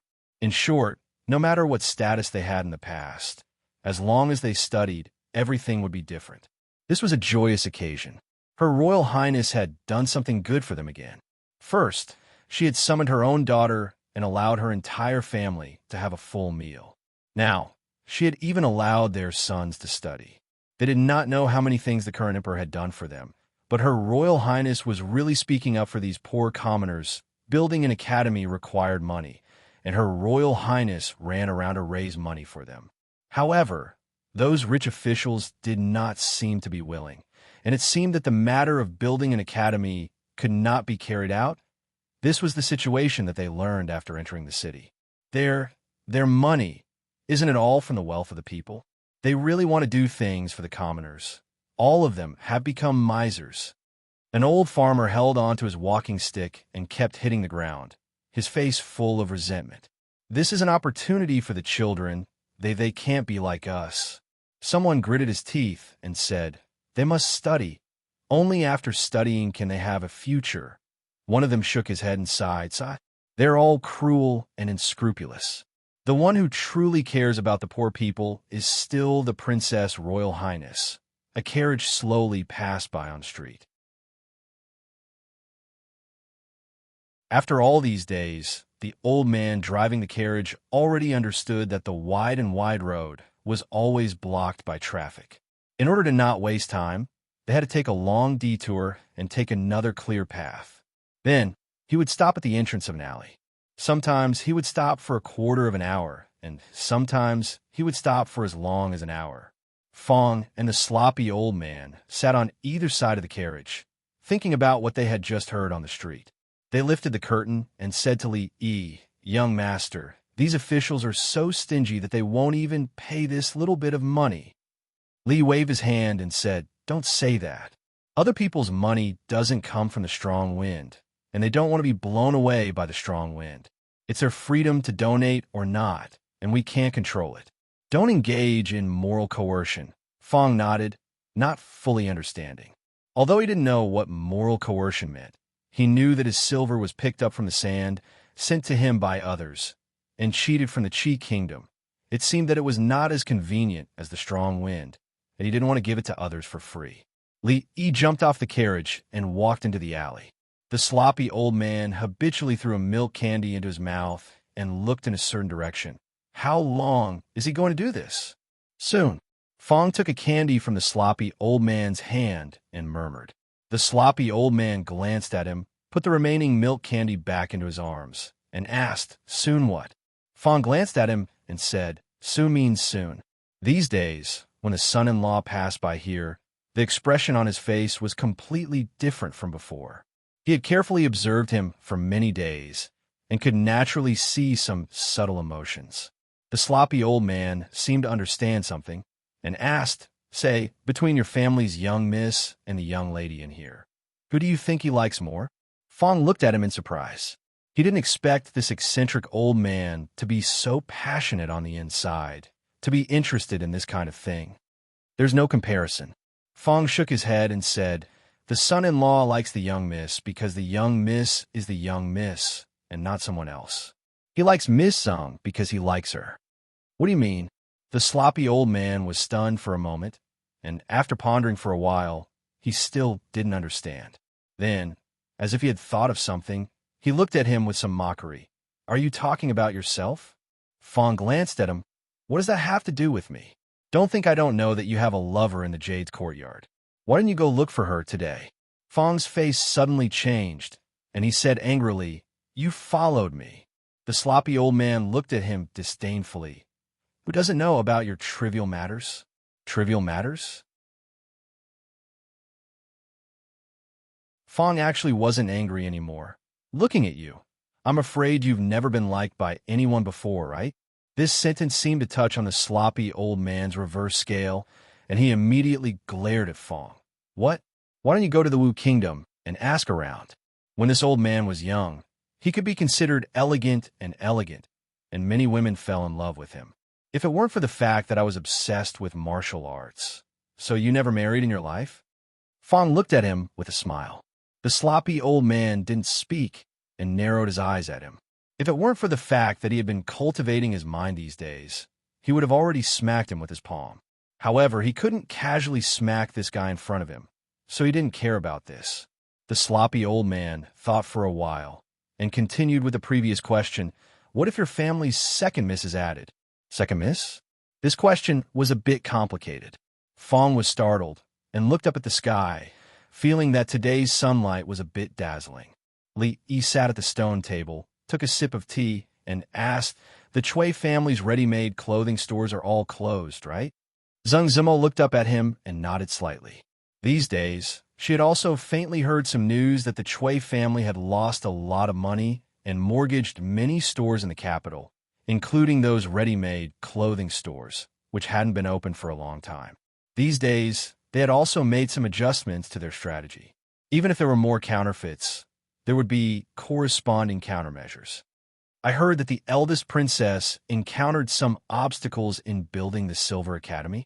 Li Yi thought she would ask specifically about the closure of the Chui family's ready-made clothing stores. He didn't know why she suddenly brought it up. He shook his head and said, "Those are all appearances. Everything is going according to plan." Zhang Zimo looked at him and asked, "Did you plan it?" "Of course. I didn't expect them to donate much money. The less they donate, the better. They're laughing at the eldest princess now, but they won't be able to laugh in a few days." After Li Yi finished speaking, he saw that she lowered her head and didn't speak. He thought for a moment and suddenly asked, "Are you jealous?" He misses jealous. Xiao Chui stood behind and said with a chuckle. Ever since she saw the two of them rolling on the bed that day, she could say some things in front of the two of them. The two of them were on the bed, one on top of the other. According to common sense, during the time she couldn't see, they should be rolling around. "Xiao Chui, shut up." Zhang Zimo looked at Xiao Chui angrily, stood up, and hurried to the studio. Li Yi stood up and gently knocked on Xiao Chui's head. "How can you talk about your own miss like that? How impudent." Xiao Chui covered her head, feeling wronged. "You two just want to find a reason to be in the same room, and you're pretending so well." Li Yi walked into the studio and saw that she was already sitting at the table. He explained, "That's really just a facade. If they don't donate now, they will still donate in the future. They even have to beg me to donate. Don't say any more." Zhang Zimo hurriedly raised her head and said, "Why are you telling me this? If someone else hears it, it will ruin your plan. We're on the same side. What are you afraid of?" Li looked at her and said, "But these words really can't be told to anyone else, or the consequences will be very serious. You can't tell that assistant minister Zhang either. I won't tell him." Zhang Zimo said firmly, then looked up at him and asked, "What will the consequences be?" Li Yi thought about it and said, "I will lose face, and the Princess Royal will also lose face. Many people will laugh at her, and most importantly, we will lose a lot of silver." Zhang Zimo knew the concept of silver to him. If he said a lot of silver, then it really was a lot. Thinking that he was telling such an important thing to her, she couldn't help but feel a trace of warmth in her heart. "How is it? I've told you such an important thing. Are you touched?" Li Yi walked over and looked at her with a smile. He opened his arms and asked, "Are you touched enough to want a warm hug?" That trace of warmth quickly disappeared. Zhang Zimo grabbed a pillow from the side of the bed and threw it at him. "Pervert." She had learned this phrase from Yong Ning a long time ago.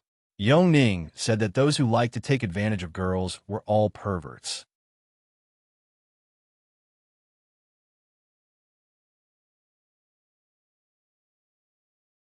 Chapter 764. When Li Yi pushed the door open again and walked out, he habitually held Xiao Chui's head with his hand. He knew that she had the habit of leaning on the door to eavesdrop. If she suddenly lost her support, it was very likely that she would fall to the ground. The girl was, after all, thin-skinned. After being caught again, she looked at Li Yi with some embarrassment. She blushed and said, "Li, are you leaving?" "I'm leaving." Li Yi patted her head and walked out of the courtyard. "Why don't you take your lover back and let her stay in the brothel alone? Do you feel at ease?" Next to the carriage, the sloppy old man was chattering. "Could it be that you are afraid of your wife, as they say?" Fong did not pay attention to the sloppy old man because he was still thinking about the question just now. Although he now boasted that he was a smart person, especially towards his son-in-law, he could see very clearly from the perspective of an outsider. However, the old man's question just now made it difficult for him to answer. Li got on the carriage and said, "Let's go to the palace." Fong sniffed and smelled a faint fragrance. He shook his head and waved his whip. The carriage slowly moved. When Li Yi stepped into the imperial garden, Jingdi was playing chess with the proud Lolita. Maybe it was because there was nothing to be busy with political affairs, but the old emperor was more and more leisurely and elegant recently. The proud Lolita no longer played chess with others. She had already understood that the rules of the chess were set by herself. She was invincible in the palace. Even if Li Yi met her, he would have to retreat. They were playing 5 in a row. Li Yi stood by and watched for a while. He couldn't help but sigh. The proud Lolita's thinking was really quick. It seemed that she had a high talent in all kinds of chess. When Jingdi put a black piece in a position that he thought was suitable, the proud Lolita had already put it down. Then she said with a smile, "Father, you lost again. Today I can go out of the palace to play." Jingdi waved his hand helplessly and said, "Shanning, you go play first. Father wants to say a few words to the teacher." The arrogant Lolita stood up, winked at Li Yi, and ran away quickly. Emperor Jing pointed to the chessboard in front of him and stretched out his hand. "Let's play." Since he couldn't beat that Sundara lowly, did he think he couldn't beat him? Emperor Jing was still holding a black chess piece. He placed a chess piece in the center of the chessboard and said, "What are you doing here instead of solving the problem of the academy?" Li didn't bother with pleasantries and went straight to the point. "I would like to ask for 2 paintings from your majesty." "My calligraphy?" A surprised expression appeared on Emperor Jing's face. Although he was not considered a master of calligraphy, he was still the ruler of a country. His calligraphy treasures were not inferior to any other masters in terms of value. He would often give them to some meritorious officials, but this was the first time someone had directly asked him for it. Naturally, he didn't think that Li Yi liked his calligraphy. In the entire Jing kingdom, the number of people who could surpass him in calligraphy could be counted on one hand. The first thought that came to his mind was that Li Yi wanted to sell it for money. "If you win against me, I will give it to you." These days, the only thing that could trouble him was the matter of the academy. However, with Mingzu and Li Yi around, he didn't have to worry about it anymore. He simply played chess to kill time. Compared to the Sundara lowly, Emperor Jing's level of playing Gamoku was still very high, even though he hadn't been exposed to this form of chess for a long time. With something on his mind, Li Yi naturally couldn't concentrate on playing chess. His level of Gamoku could only be said to be average. Moreover, this was not something that could be achieved by digesting a few chess records. There were also various accidental factors. At this time, he was absent-minded and lost 3 games in a row. When he collected the chess pieces again, Emperor Jing glanced at him and said lightly, "Be more serious. If you can't beat me today, don't even think about the calligraphy." The matter of the academy had almost fermented enough. It was time to move on to the next step of the plan. Li Yi also planned to find the eldest princess after getting his calligraphy. The 2 of them would go out of the palace to do something. Just now, they had already wasted a lot of time. There was no time to play chess with him, especially when he was at a disadvantage after more than half of the chess pieces were gone. He knew that he couldn't go on like this. It was time to show his real skills. So he raised his head and stared at the sky behind Emperor Jing. Emperor Jing looked at the chessboard. Seeing that he didn't move for a long time, he thought that he was thinking. After waiting for a while, seeing that he still hadn't made a move, he raised his head and saw that Li Yi's eyes were staring straight ahead, as if there was something behind him. Emperor Jing looked back and saw that it was empty. He looked at Li Yi and asked doubtfully, "What are you looking at?" "There's a cloud there." Li Yi said, "What about the cloud?" Emperor Jing's voice was even more doubtful. "Cloud? Yes, what about the cloud? Isn't it just a cloud?" Li Yi shook his head and retracted his gaze. The chess piece in his hand finally fell on a certain position on the chessboard. He looked at Emperor Jing with a smile on his face. "Your Majesty, you have lost." Emperor Jing lowered his head and saw that the white chess pieces on the chessboard had already formed a 5-star alignment. He seemed to think of something and looked back at the sky behind him again. The sky was blue. Where did the cloud come from? He looked back at Li Yi and asked, "Where's the cloud you were talking about?" Li looked at him in surprise and asked doubtfully, "What cloud?" In the end, the old emperor was willing to concede defeat and gave Li Yi what he wanted. He wanted a few more pieces and sold them when he was short of money in the future. However, the old emperor looked at him with a strange expression. He had to follow the original plan and let him write a few words before running away. Through this matter, he discovered another thing. The old emperor's chess skills were bad, and he couldn't afford to lose. Li Yi rubbed the proud Lolita's head and said, "Be good. Today, teacher and your royal sister have something to do and can't play with you. Just stay in the palace." "No, Yoning has been summoned by Her Highness. There is no one to play with me." The proud Lolita hugged Li Yi's arm and said with a sobbing tone, "I am alone in the palace. It is very lonely." Such a young child actually knew about loneliness. Li Yi couldn't refuse no matter what. He could only nod helplessly and said, "Then follow me." The sobbing tone in the Lolita's voice immediately disappeared. An excited expression appeared on her face. "Then let's go find my royal sister now." Li Yi was a little dazed as she led him to the morning dew hall. He only felt that there was no sincerity left in this world. Women who practice martial arts usually maintain their figures very well. If it was those who were obsessed with martial arts, there was not a single extra thing on their bodies. It was as if they were made by nature. Of course, those who were born with a certain deficiency could not make up for it through practicing martial arts. The flesh on their bodies could be reduced, but it would never be increased. Even though he knew that she had only been drinking the soup for a few days and that it shouldn't have much effect, Li Yi still faintly had an illusion. His gaze subconsciously looked towards a certain part of the eldest princess's body that was dancing with her sword. Women were always particularly sensitive to certain parts of their bodies and could easily feel other people's gazes. The eldest princess who was dancing with her sword suddenly increased in speed. Li Yi reached out and used his middle and index fingers to clamp a long sword. He smiled and said, "Don't mess around." She didn't have any evil intentions. The speed of the sword was not fast, and the direction was perfectly straight. Li Yi felt that the scene of him clamping her sword with his hand must be very cool. Teacher is so amazing.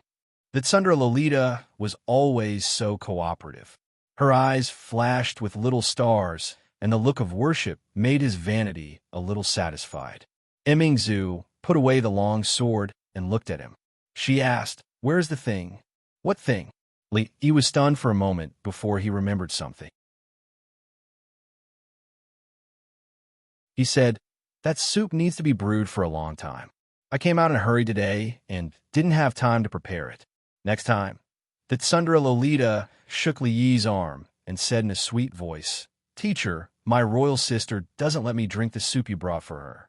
Can you bring some for Shoning in the future?" Li Yi pinched her little face and said, "No, this kind of soup is not for children to drink." Mingzhu's face turned slightly red. He really knew the effects of that soup. So, was he disdaining her? She glared at him vaguely. She walked over and opened something he placed on the table. "Father's handwriting?" She couldn't help but exclaim softly when she saw the 4 big words, Imingzu Academy, written on the paper. Li Yi was having a headache on how to explain to the Tsundere Lolita why that kind of soup could only be drunk by older girls and not younger girls. This was a false proposition because it was more effective for a growing girl than an older girl. But he couldn't really explain it like that. Seeing that she picked up the paper, he took the opportunity to walk over and said, "In the future, regardless of whether it's the capital or the other prefectures, the academies established will be called Imingzu Academy.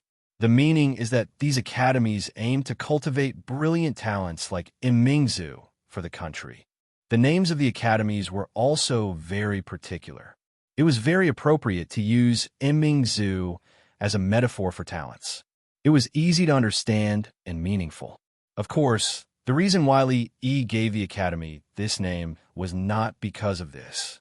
He wanted to let the students studying in these academies know that they could get rid of their poor lives and sit in the bright academy. They could have the opportunity to enter the court and bring honor to their ancestors. They could compete fairly with those powerful peers of the same age. These were all given to them by one person. This person was called Imingzu Li. She was the eldest princess of the Jing Kingdom.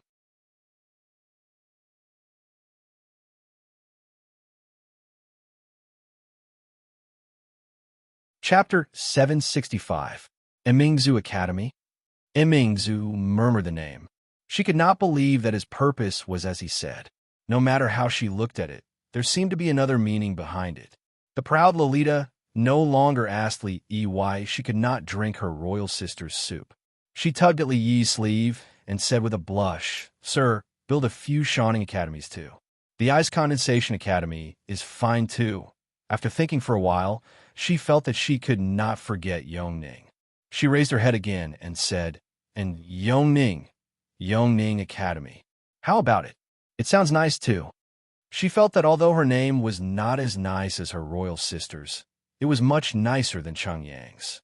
Li touched her head and said, "Okay, I will build another Shining Academy and let you be the dean." Pinky promise. The proud Lolita immediately smiled. Her eyes formed a crescent shape and she stretched out her little finger. She had learned this action from Yongning. Yongning knew a lot of new things that she did not know. When she talked to her teacher, she could not understand most of the time, so she simply copied him. Li Yi helplessly hooked his little finger with hers. Their thumbs touched, and the proud Lolita said happily, "Pinky promised to hang. It won't change for 100 years." Although she did not know why Pinky promise meant hanging, this action meant that they could not go back on their word, regardless of whether he hung or not. This was what her teacher had promised her. When she grew older, she would be able to have her own academy.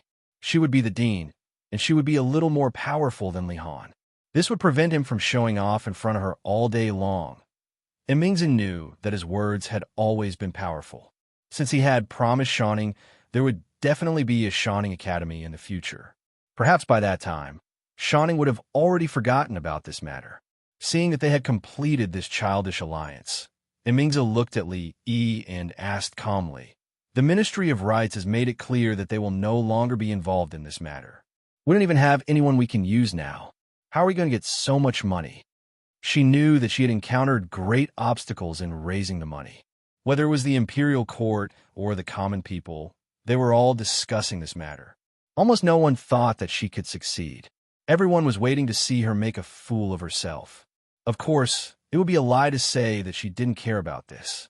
It was only because she trusted Li Yi that she asked this crucial question now. Li Yi looked at her and said mysteriously, "Don't worry, the show has just begun."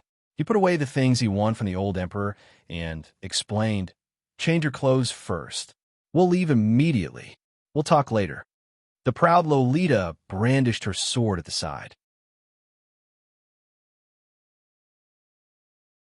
The children of the royal family were not required to be proficient in both literature and martial arts. It was even rarer for women to practice martial arts. Among all the princesses, the only one that Li Yi knew was the eldest princess. With the old maid watching from the side, Li Yi didn't have to worry that she would hurt herself. Mingzhu changed her clothes and came out.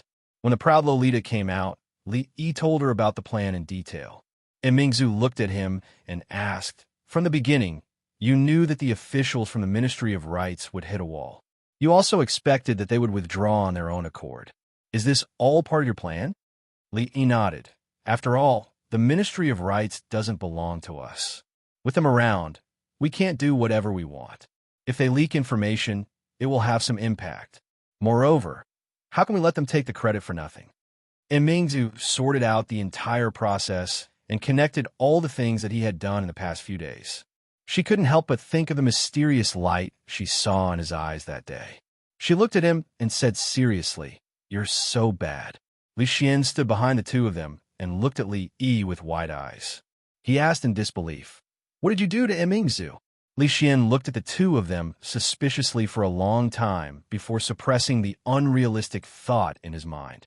He said, "I've heard about what happened at the academy. I should be able to take out 100,000 taels of silver to use on the academy in the capital. It should be more than enough.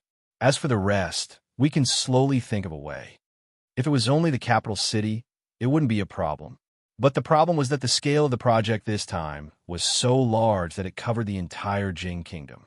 Just the initial investment alone would be a terrifying figure. No one knew how much money would be needed in the future. Li Yi waved his hand and said, "Forget it. Your father-in-law has already donated 200,000 taels of silver. You'd better keep the money. Li Xian's crown prince's mansion wasn't poor. Just the business cooperation between the three families could bring him unimaginable profits. But he was also a spendthrift. The National Treasury could only provide a portion of the research funds for the entire Academy of Science. He had to pay for the rest himself. It wasn't easy to come up with so much money at one time. Li Xian frowned and looked at him. He said, "Don't try to be brave at this time. You don't know how many people are watching this matter and waiting to see Imingzu make a fool of herself." "Make a fool of yourself?" Li looked at him and said lightly, "They won't be able to laugh soon." As they walked out of the morning dew hall, Li Xian looked at him with a profound gaze. He sighed and said, "When I first met you, why didn't I think you were so bad?" The ruler of the capital, Lu Daiyou, sat in the hall. His head moved back and forth as he dozed off. The weather these 2 days had been hot and dry. Although he held an ice pack to his chest, the room was still stuffy. The rising and falling cicadas outside were even more annoying. Wave after wave of tiredness came at him. Thump! The moment his eyes closed, his body fell forward. His head knocked against the edge of the table. Immediately, a large bump appeared. He was completely awake. He quickly pressed the ice pack to his forehead and took a sip of tea. He was no longer sleepy. He lowered his head and began to read the official documents. These few days, Jingdou could not be considered peaceful. The people were very angry. If they were not properly appeased, there would probably be a big mess in the future. The cause of the matter was that the eldest princess wanted to build many academies so that more children from poor families could have books to study. However, the funds to build the academies were not enough. There were obstacles in raising funds, so the matter was temporarily put on hold. In this regard, the people of Jingdou were very angry. After all, this was a major event that was beneficial to the people. All the poor families wanted to send their children to study and fight for a glimmer of hope to bring glory to their ancestors. However, most families even had problems eating, so it was impossible for them to cultivate a scholar. Now that there was such an opportunity, how could they give it up? Lu Daiyou could understand their desire. After all, he himself was also born of a poor family.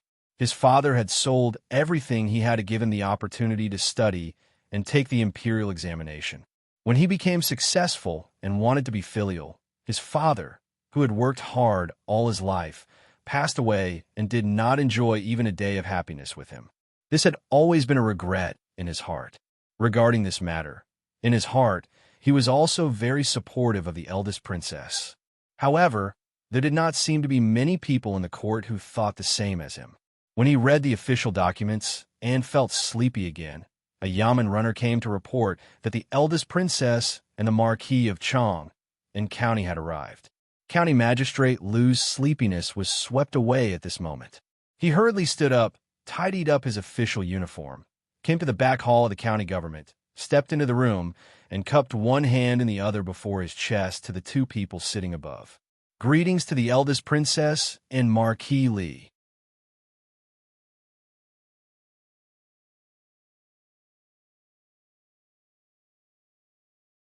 Chapter 766. Lord Lu, what's wrong? Li Yi looked at the bump on County Magistrate Lu's forehead and asked in surprise. Of course, Lu Daiyou couldn't say that he bumped into it when he was dozing off. He smiled awkwardly and said, "I accidentally bumped into it." If he bumped into it accidentally, there would be no reason to be embarrassed. When Li Yi was in Qing, in prefecture, he heard that Lord Lu and his concubine had a lot of fun in the bedroom. He might have hurt himself by playing some new tricks last night. He looked at him strangely and said, "Although you're having fun, Lord Lu, you have to be careful." And Mingzi looked at them and asked, "What are you talking about?" County Magistrate Lu was also puzzled, but he didn't continue on this topic. He raised his head and asked, "What can I do for your highness and Marquis?" He was not used to his words. He waved his hand and said, "We're old friends. You don't have to be so polite, County Magistrate Lu." How could he, Lu Daiyou, be friends with the emperor's close officials and the princess? County Magistrate Lu was nervous, but he couldn't help but feel happy. Although the eldest princess was a woman, she wielded more authority than any of the princes. She was also an influential figure in the royal court. As for County Marquis Li, he was able to influence the political situation. To a certain extent, it could be said that he was able to rise from an insignificant county magistrate of Anxi to a magistrate of the capital. Li didn't say much to him. He took a sip of tea and asked directly, "How many rich merchants do you know in the capital?" Rich merchants? Although he didn't know why he asked this question, County Magistrate Liu answered honestly, "Although I haven't been in the capital for long, I know many famous country gentlemen and rich merchants near the capital." With many years of experience as a county magistrate, Liu Dao knew clearly that if he wanted to make achievements in his jurisdiction, he had to build a good relationship with the local tyrants first. The capital was different from Anxi County. There were too many local tyrants here, and all of them were pythons. He couldn't get close to those high-ranking officials and nobles, but he had gotten to know quite a few of the smaller tycoons and magnates over the past year. "That's easy." Li nodded, looked at County Magistrate Liu, and said, "There's something I need to ask Lord Liu to do. I'll be very busy these days." County Magistrate Liu smiled and said, "It's my honor to work for Marquis and Her Highness." He had been with Li for a long time, so he wouldn't refuse these things. After a while, County Magistrate Liu paced back and forth in the county government office alone, his face full of excitement. If the Marquis and the Princess had any good things, they would always think of him first. If this matter was completed, how great a merit would it be? If this went on, Healy Princess Magistrate Dio Li, and Immingzi Li, and asked, Li Magistrate with his hands, and said, "Magistrate Li, Magistrate Dio." Li put his hands behind his head and said lazily, "How can I know if I don't try?" Li had no way of explaining this to her. He was also using the experiences of his predecessors to do things. History was always shockingly similar. Many things would not change with the passage of time. Some principles were applicable to the entire universe. Li Mingzu looked at him. "What are we going to do now?" "Go home for dinner." Li stretched himself. "Shanning is also here. Do you want to join us?" What happened in the court had always been the focus of the insightful people in the capital, and the establishment of the academy was not limited to these insightful people. Because it was closely related to the common people, more people participated in it. They were always paying attention to the progress of this matter. Among them, there were many powerful people who could get the news from the Ministry of Rights. For example, which officials donated money, how much they donated, who was stingy, and why the officials of the Ministry of Rights were refused at the door, and so on. It was very detailed, of course. There would occasionally be some messy things mixed in with this information. For example, an official from the Ministry of Revenue only donated 100 taels of silver to the academy. His son spent a lot of money on the top girl of a brothel that night.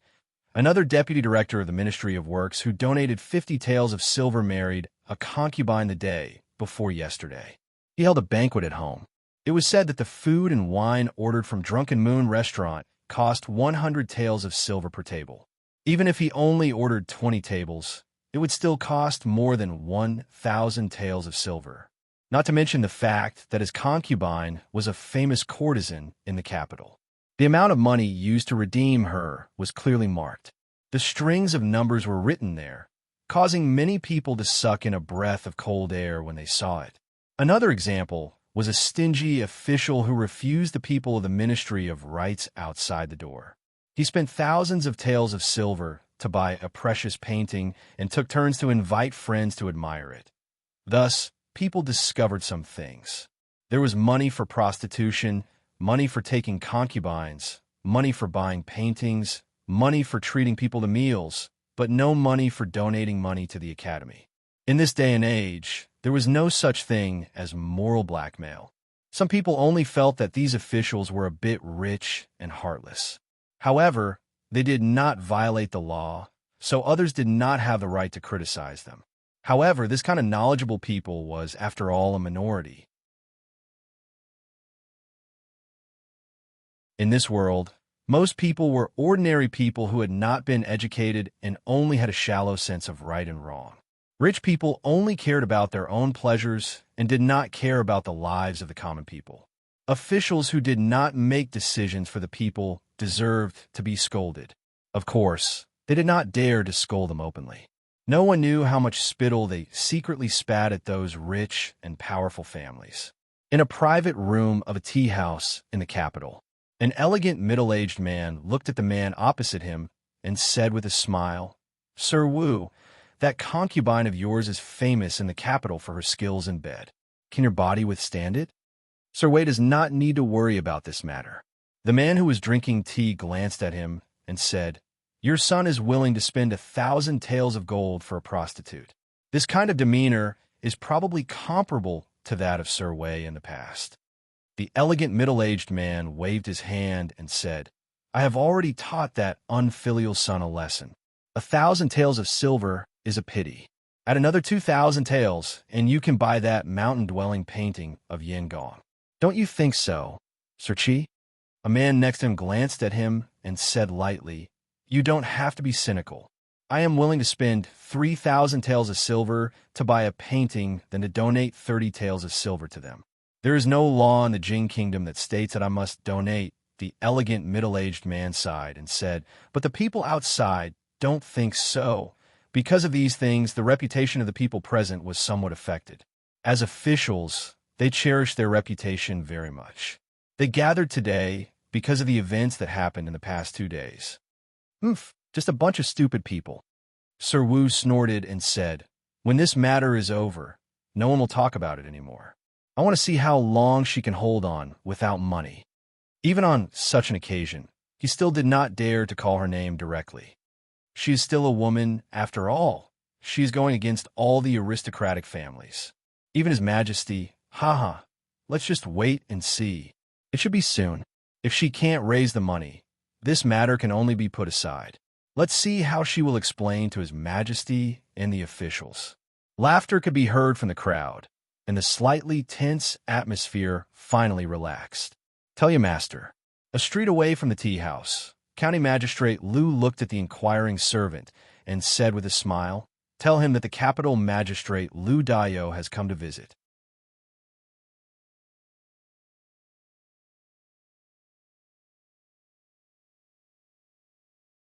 Chapter 767. Mr. Zhao's mansion was located in the northern district of the capital. Although Mr. Zhao's family was rich, some things could not be done with money alone. No matter how rich he was, he could not live in the area where only the real dignitaries could live. This was determined by his identity. Although businessmen were not untouchables, they were still looked down upon by the upper class. They were not allowed to become officials. Just this one rule was enough to completely restrict them in certain aspects. Therefore, Mr. Zhao, who was playing chess with a friend, immediately dropped the game and hurried out to greet the county magistrate when he heard that the county magistrate came to visit. Seeing a person walking over from afar, Squire Zhao hurriedly went up to greet him and said with fear and trepidation, "Lord Liu, your presence brings light to my humble abode. I, Zhao, hope that Lord Liu will forgive me for not going out to greet you." It was not the first time that he met Lord Liu. When Lord Liu had just been promoted to the capital magistrate, he had contacted many gentry and rich businessmen. This was probably what every county magistrate would do after taking office. At that time, Mr. Zhao only clinked his cup with him and did not even have the chance to talk to him. Today, County Magistrate Liu came to visit him in person. His purpose was unknown, but it was impossible for him to play chess with him. Mr. Zhao immediately became nervous. County Magistrate Liu smiled and said, If Mr. Zhao's mansion can be called a humble abode, then I really don't know how to describe my county government." Mr. Zhao saw that he was smiling and did not seem to be looking for trouble. Mr. Zhao relaxed a little and stretched out his hand. "Lord Liu, please come in." "Come on, sir, the tea. Take out my treasured tea." County Magistrate Liu was a tea lover. After taking a sip of the tea, he praised it. Steward Zhao absent-mindedly added a few words. The two of them chatted about tea leaves, daily life, and business affairs. Time passed by unconsciously. Those who didn't know might think that they were close friends. Finally, Mr. Zhao could not help but look at County Magistrate Lu cautiously and asked, "Why did you come to my humble abode?" County Magistrate Lu put down the teacup unhurriedly and asked with a smile, "Do you know that the Imperial Court is going to build an academy?" "I've heard of it." Zhao Yuanwei nodded. This matter had caused quite a stir in the capital recently. He knew that this matter seemed to have something to do with the eldest princess, but he didn't pay too much attention to the specifics. Then he realized something. He looked at County Magistrate Lu and asked, "Lord Lu, what do you mean?" "To tell you the truth, we've encountered some difficulties in raising funds for the academy." County Magistrate Lu looked at Squire Zhao with a smile and asked, "I wonder if Squire Zhao is willing to be generous and do something for the poor students in the world?" Zhao Yuanwei was taken aback. Poor students? Poor students? What did it have to do with him? Why did he have to be so generous? It turned out that this Lord Lu had come today to ask him to donate money. The Zhao family was indeed rich, but this money did not grow on trees. Why should he donate it? A trace of dissatisfaction flashed in the depths of Zhao Yuanwei's eyes, but he didn't show it. The smile on his face became brighter, and he said, "Of course I'm willing. I've always wanted to do something for the country. Zhao Fu, go to the accountant and get 100 taels of silver." 100 taels of silver was not much for him. It wouldn't cost him much, and he could give this Lord Lu an explanation. He didn't refuse at all. It was not a wise choice to offend County Magistrate Lu for a little money. So he simply set the amount so that County Magistrate Lu wouldn't ask again. County Magistrate Lu still had a smile on his face and said, "On behalf of the poor students in the world, I thank Squire Zhao in advance." Zhao Yuanwei nodded repeatedly. "It's my pleasure." The housekeeper of the Zhao family quickly took out 100 taels of silver, and naturally a runner helped to accept it. "I still have something to do, so I'll leave first." County Magistrate Lu and Zhao Yuanwei exchanged some polite words and then stood up to leave. Zhao Yuanwei stood up and said, "See Lord Lu off." Although he lost 100 taels of silver in vain, it was worth it to see this bodhisattva off. "If it weren't for the fact that I really can't take out so much silver, I would like to donate more." When they walked to the gate of the mansion, County Magistrate Lu shook his head and said, "Squire Su from the south of the city donated 3,000 taels of silver to a library for the academy. Shopkeeper Zhang from the north of the city donated 1,000 taels of silver to a school. I'm afraid both of them have the opportunity to be listed on the academy stele. I'm very envious." Academy stele. Dare I ask, what is an academy stele? Zhao Yuanwei didn't hear him mention this matter just now, so he asked doubtfully. County Magistrate Lu smiled and explained, "To build so many academies in various places, a large amount of silver is needed. The National Treasury can't take out so much money in a short time, so we can only collect donations from various places. When Squire Su donated to the library, a stele will be erected in front of the library. It will clearly state who donated it, so that the students will remember who gave them books to study and whose kindness they should be indebted to. In front of the school donated by Shopkeeper Zhang, there will also be a similar stele. As for the academy stele, it will be erected in front of the entire academy. You will see it before you enter the gate. It is personally written by His Majesty. Anyone who has contributed to the academy can be nominated on the academy stele. The purpose is to let the students remember who gave them everything they have. Unfortunately, the academy stele will only be erected once. After this time, unless one has made an extremely significant contribution to the academy, it will be impossible to be nominated. Hearing this, Zhao Yuanwei stopped in his tracks and stood there in a daze. This Sir Lu didn't mention this to him just now. He, Zhao Ritian, had spent half of his life in business.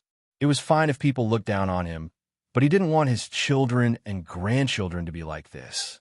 He didn't want his children to be unable to hold their heads up high forever and never be able to walk with their back straight.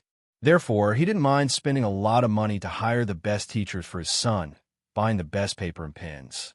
He even hired 4 study companions. Wasn't it all for the sake of his son's future success, to pass the imperial examinations, and for the Zhao family to get rid of the shadow of being a family of merchants? Why did he do all this? Wasn't it for fame? Donating to the school, donating to the library, and carving his name on the stele in front of the academy. That stele was personally written by His Majesty. From today onwards, who would dare to look down on him? Zhao Tian? Who would dare to be dissatisfied? If you have the ability, why don't you carve your name on the stele and let His Majesty personally write it? That was an academy, after all. Who knew how many people who graduated from there would achieve success and fame in the future, soaring into the sky with a single leap? At that time, perhaps those officials in the imperial court would occasionally remember the familiar name they saw on the academy's monument when they were young and studying. Zhao Ritian. Even if there was only one person who remembered it, it was enough for him and the Zhao family. Not to mention how much those high-ranking officials would remember the kindness of the past. Other than the tombstone, to be able to carve his name on the stele was something that he could brag about for the rest of his life. Just now, County Magistrate Liu said that this opportunity was only available once. If he missed this opportunity, there wouldn't be another one like this. Damn Squire Su. He was indebted to him in the past, but he didn't bring him along for such a good thing. A hint of anger appeared on Zhao Yuanwai's face, but quickly disappeared. The smile on his face was unprecedentedly bright. He caught up with County Magistrate Liu in a few steps. Seeing that County Magistrate Liu was about to step out of the mansion, he hurriedly said, "Sir, please wait." County Magistrate Liu looked back at him and smiled. "Oh, Squire Zhao, is there anything else?" "You're tuning in to the Romance Rendezvous YouTube channel. We're so grateful for your support, and don't forget to subscribe to join us on this incredible journey through captivating stories. Your generosity through donations truly makes a world of difference, as it's the primary source of revenue that allows me to expand and enhance this channel for you. Thank you from the bottom of my heart for being a part of this adventure.